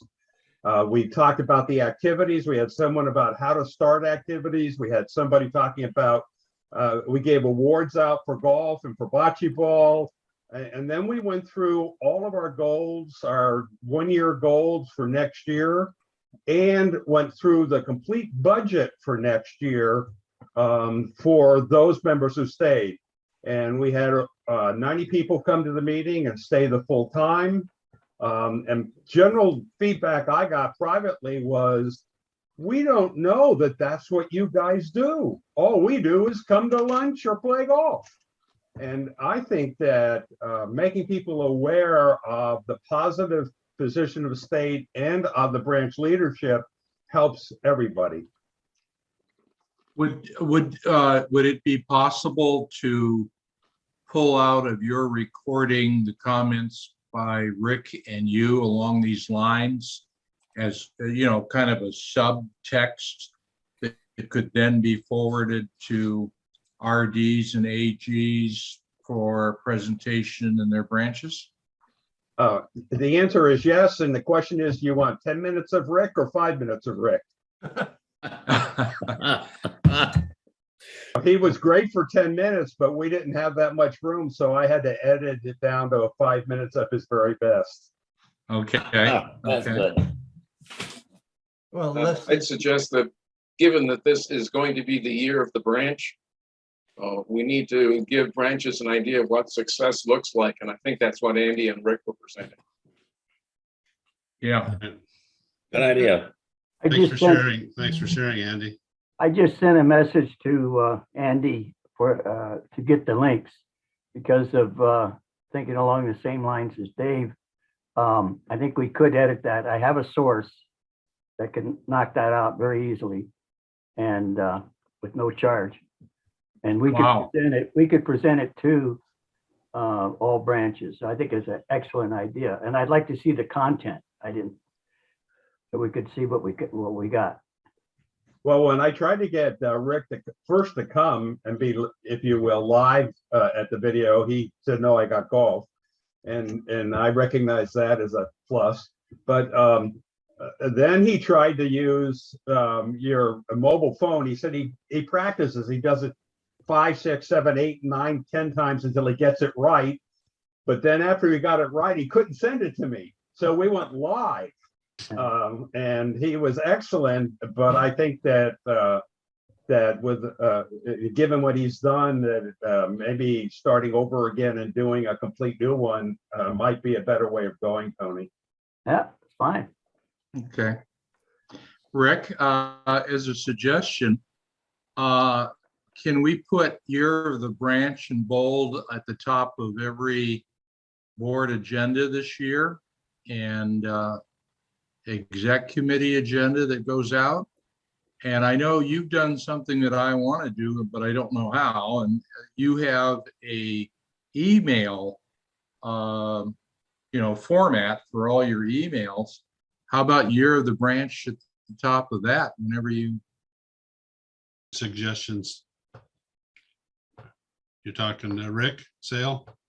I set up a standard thing at the top of every email, because when I send out a constant contact email, I just take an old one, copy it and reuse it. So I can change the top of any constant contact to. Oh, I'm sorry. anything we want. Oh, that's good. I was speaking to your emails, Rick Kindle. Yeah, but Rick's the one that Sale's the But one he sends sending it them to out. me, and then I send Yeah. Rick Kindle Oh, sends it okay. to Rick Sale, and Rick Yeah. Sale Oh, then sends okay. it out. Mr. Rick and Mr. RS has to do it. Yes, Rick and Rick, I'm- we get confused between us all the time. I'm So- slow on the uptake here. Right. So I will make up a new one, and I can send a test message out to the board people and say, hey, this is an idea I've got. Is this what you want? And you can say, no, change this or change that. And you can get it. I'll get it to you pretty quick. Thank you. For speaking about emails to the masses, I really liked what was sent out recently, where at the top was a list of who it went to. I know in the fireside chat, my question was, did this go to just officers and directors, or did it go to everybody, 10,000 names or 7,000 names? I think that it's important to know in an email who it's going to, even when it goes way out. Yes. When I first started this constant contact, I put it at the very end, and I would get emails back says, who was this sent to? So 99% of the time, you'll see the date in the top right-hand corner, and immediately the next line is the distribution. So people read that first and know who got it, and then it's the body. That's pretty much the standard I've been trying to use. Well, I missed it, and so I Yeah. sent the email to you and to Rick about who did this go to. Right. So, but that's, I might miss it on, especially if I get a full page graphic image. Sometimes that's hard to insert, but I will figure out how to try to do that so it's still shown there. It could be just in the address. All members. And yes, if I get a full page graphic, I can just put as part of the subject to all SIR members or something. So. Well, we went a little past my 4:20, so we're at 4:35 now. So any other comments, questions? Jim, are you waving goodbye? Bye, Jim. Good. All right. Good seeing y'all. All right. Thank you. Thank you, Rick. Excellent meeting. Thank you. God bless.